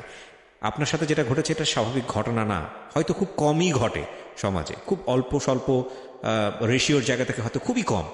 সেই জন্য এটা একটা অস্বাভাবিক ঘটনা বলেই অনেকে মেনে নেবেন। তবে এই ইউনিভার্সে অনেক অস্বাভাবিক ঘটনাই খুবই স্বাভাবিক ঘটনা। তো আপনি কেন বললেন আসলে? তো আমার বলার উদ্দেশ্য হচ্ছে এটাই যে আসলে আমাদের সমাজে যে এখন অনেক ছেলে মেয়ে আছে যে সামান্যতম কোনো দুঃখ কষ্ট আসলে মানে জীবনের হাল ছেড়ে দেয়, বা দেখা গেছে কি যে সামান্য কোনো কষ্ট পাইলে মানে আপসেট হয়ে পড়ে। অনেকে আছে দেখা গেছে আত্মহত্যা পর্যন্ত করে। তো আসলে মানুষের জীবনের দুঃখ কষ্টটা সারা জীবন হয়তো বা থাকে না। এখন আমার জীবনের যেগুলো ঘটনা, এগুলোর সঙ্গে তো কারো জীবনের মিল হবে না। তো আমি আমার ঘটনাটাকে মিন করে আমি সবার কাছে এটা শেয়ার করলাম এই জন্যে যে আসলে দেখেন আমার জীবনটা বা আমার লাইফ স্টোরিটা, যে আমার জীবনের ঘটে যাওয়া ঘটনাগুলো জন্ম থেকে আজ অবধি পর্যন্ত বা ভবিষ্যতে আরো কি হবে। আমি তো জন্মের পরে যখন আমি অসুস্থ ছিলাম, বিভিন্ন রোগে ভুক্তভোগী ছিলাম, একটা সময় সুস্থ হলাম, ভাবলাম আমার জীবনে বুঝি আর কোনো ঘটনা ঘটবে না। তারপরেও দেখেন আমার জীবনে তার থেকেও বড় দুর্ঘটনা ঘটে গেল। এখন আমি তো সেই কনফিউজ থেকে এখন আর ওটা আশা করতে পারি না যে আসলে পরবর্তীতে যে আমার জীবনে আর অন্য কোনো ঘটনা ঘটবে না, এটারও কোনো নিশ্চয়তা নেই। আপনি যেটা বলতে চাচ্ছেন যে এত কষ্টে থেকেও আমি মানুষের মতো বাস করার চেষ্টা করে যাচ্ছি। হ্যাঁ, অবশ্যই আমি এত দুঃখ কষ্টগুলোকে উপেক্ষা করে অহরহ দুঃখ কষ্টের সঙ্গে থাকা সত্ত্বেও মানে নিজের জীবনের সাথে যুদ্ধ করে আজও বেঁচে আছি বা বেঁচে থাকবো আল্লাহ যতদিন আছে, এইটুকুই আর কি। যাতে আমার এই গল্পটুকু শুনে সবাই যারা শুনতেছে বা যারা দেখতেছে তারা যাতে মনে করে যে একটা মানুষের জীবনে কত দুঃখ কষ্ট থাকতে পারে, নিজেরা যাতে করে কিছুটা হালকা হয়। এত দুঃখ কষ্ট থাকার পরেও একটা মানুষ নিজেকে কিভাবে সেফ রাখে বা কিভাবে জীবনে বেঁচে আছে। তো মানুষের জীবনে নানাবিধ ঘটনাই ঘটে, তো ঘটে যাওয়ার সূত্র ধরে মানুষ অনেক কিছু করে ফেলে এখনকার এই সমাজের ছেলেরা, ভাইরা, বোনরা যারা। আমি আপনাকে দুটো কোশ্চেন করি, তাহলে উত্তরটা। আমি দেখেন এখন এই যে আজ অব্দি এখান পর্যন্ত আসতে পারছি, আমি তো সুস্থ আছি। আল্লাহ তো আমাকে এই যে কথাটুকু বলতেছি এটুকু বলার তৌফিক দিয়েছে। তো এটাই আর কি, এটাই বলবো যে এতদূর পর্যন্ত আসতে পারছি। আজকে যে স্টুডিওতে এসে সবার সঙ্গে আমার লাইফের বিষয়গুলো সবার সঙ্গে শেয়ার করতে পারতেছি, এটাই তো আল্লাহর কাছে শুকরিয়া। তো একটা মানুষ আল্লাহর কাছে কি চাইতে পারে। তো যাই হোক, আর একটা কথা আমি বলবো যে আল্লাহ তাআলা অবশ্যই একটা ইয়াতে বলছিল, আমার এটা মনে আছে যে ফা আম্মা মান তাবা ওয়া আমানা সলিহা মাইয়াকুলু মিনাল মুফলিহিন লিল কোরআনে লিল সালাওয়াত লিল ইনসানে আল কিসবুল লাজি আওসাউফিদ দুনিয়া ওয়াল আখিরাত। কথাটার অর্থ হচ্ছে এটাই যে তোমাদেরকে পৃথিবীতে পাঠিয়েছি শুধুমাত্র আমার ইবাদত বন্দেগী করার জন্য। শুধুমাত্র নামাজ পড়া কিংবা কোরআন শরীফ তেলাওয়াত এটাই আমার ইবাদত নয়, বরং মানব জীবনের প্রত্যেকটা কাজকর্মই আমার ইবাদত, যদি সেটা আমার হুকুম মোতাবেক হয়ে থাকে। তাহলে এই যে এত দুঃখ কষ্ট পরেও আল্লাহর উপর বিশ্বাস রেখে, আল্লাহর প্রতি ভরসা রেখে আমি এই যে এত দূর চলে আসছি, আশা করব সবাই আর কি আপনার কাছ থেকে যেন আমার কাছ থেকে এগুলাই। আমরা খুবই কৃতজ্ঞ যে রংপুরের একটা প্রত্যন্ত অঞ্চল থেকে আপনি আজকে আমাদের এই অনুষ্ঠানে এসেছেন। লাখ লাখ মানুষের কাছে নিজেকে ফেস করেছেন, আপনার জীবন গল্প বিশ্বাস অবিশ্বাস প্রত্যেকেরই বিষয়, প্রত্যেক তার নিজের জায়গা থেকে নিজের মতো করে দেখবে। আমি জানি আপনাকে অনেকেই অবিশ্বাস করবে, আপনি জীবনে এটা নিশ্চয়ই ফেস করেছেন। অনেকেই মনে করে যে এটা কাল গল্প বলতেছে, হ্যাঁ, কারণ করতেই পারে, স্বাভাবিক, কারণ বিষয়টা তো বিশ্বাস করার মতো না। করার মতো না। আবার অনেকেই বিশ্বাস করবে। তো সব কথার শেষ কথা হচ্ছে, আপনার জীবনে আপনি যাই ফেস করেছেন না কেন, শেষের কথাগুলো খুব মূল্যবান। এবং আপনি যা বলেছেন সেটার উপরে আমার আর কিছু বলারই নাই, কারণ আপনি এত চমৎকার করে বলেছেন। সবশেষে বলবো, তাওয়াক্কাল তু আলাল্লাহ ইন এভরি সিচুয়েশন। কজ আপনি যদি রিলিজিয়নে বিলিভ করেন, আপনি যদি একজন ধর্মভীরু মানুষ হন, তাহলে আমাদের সবারই শেষ ঠিকানা, প্রথম ঠিকানা, সব সময়ের ঠিকানা সৃষ্টিকর্তা। সুতরাং যে কোনো অবস্থায় থাকেন না কেন, যে অবস্থায় থাকেন না কেন, তার উপর তাওয়াফ করুন। Better result must. Thank you.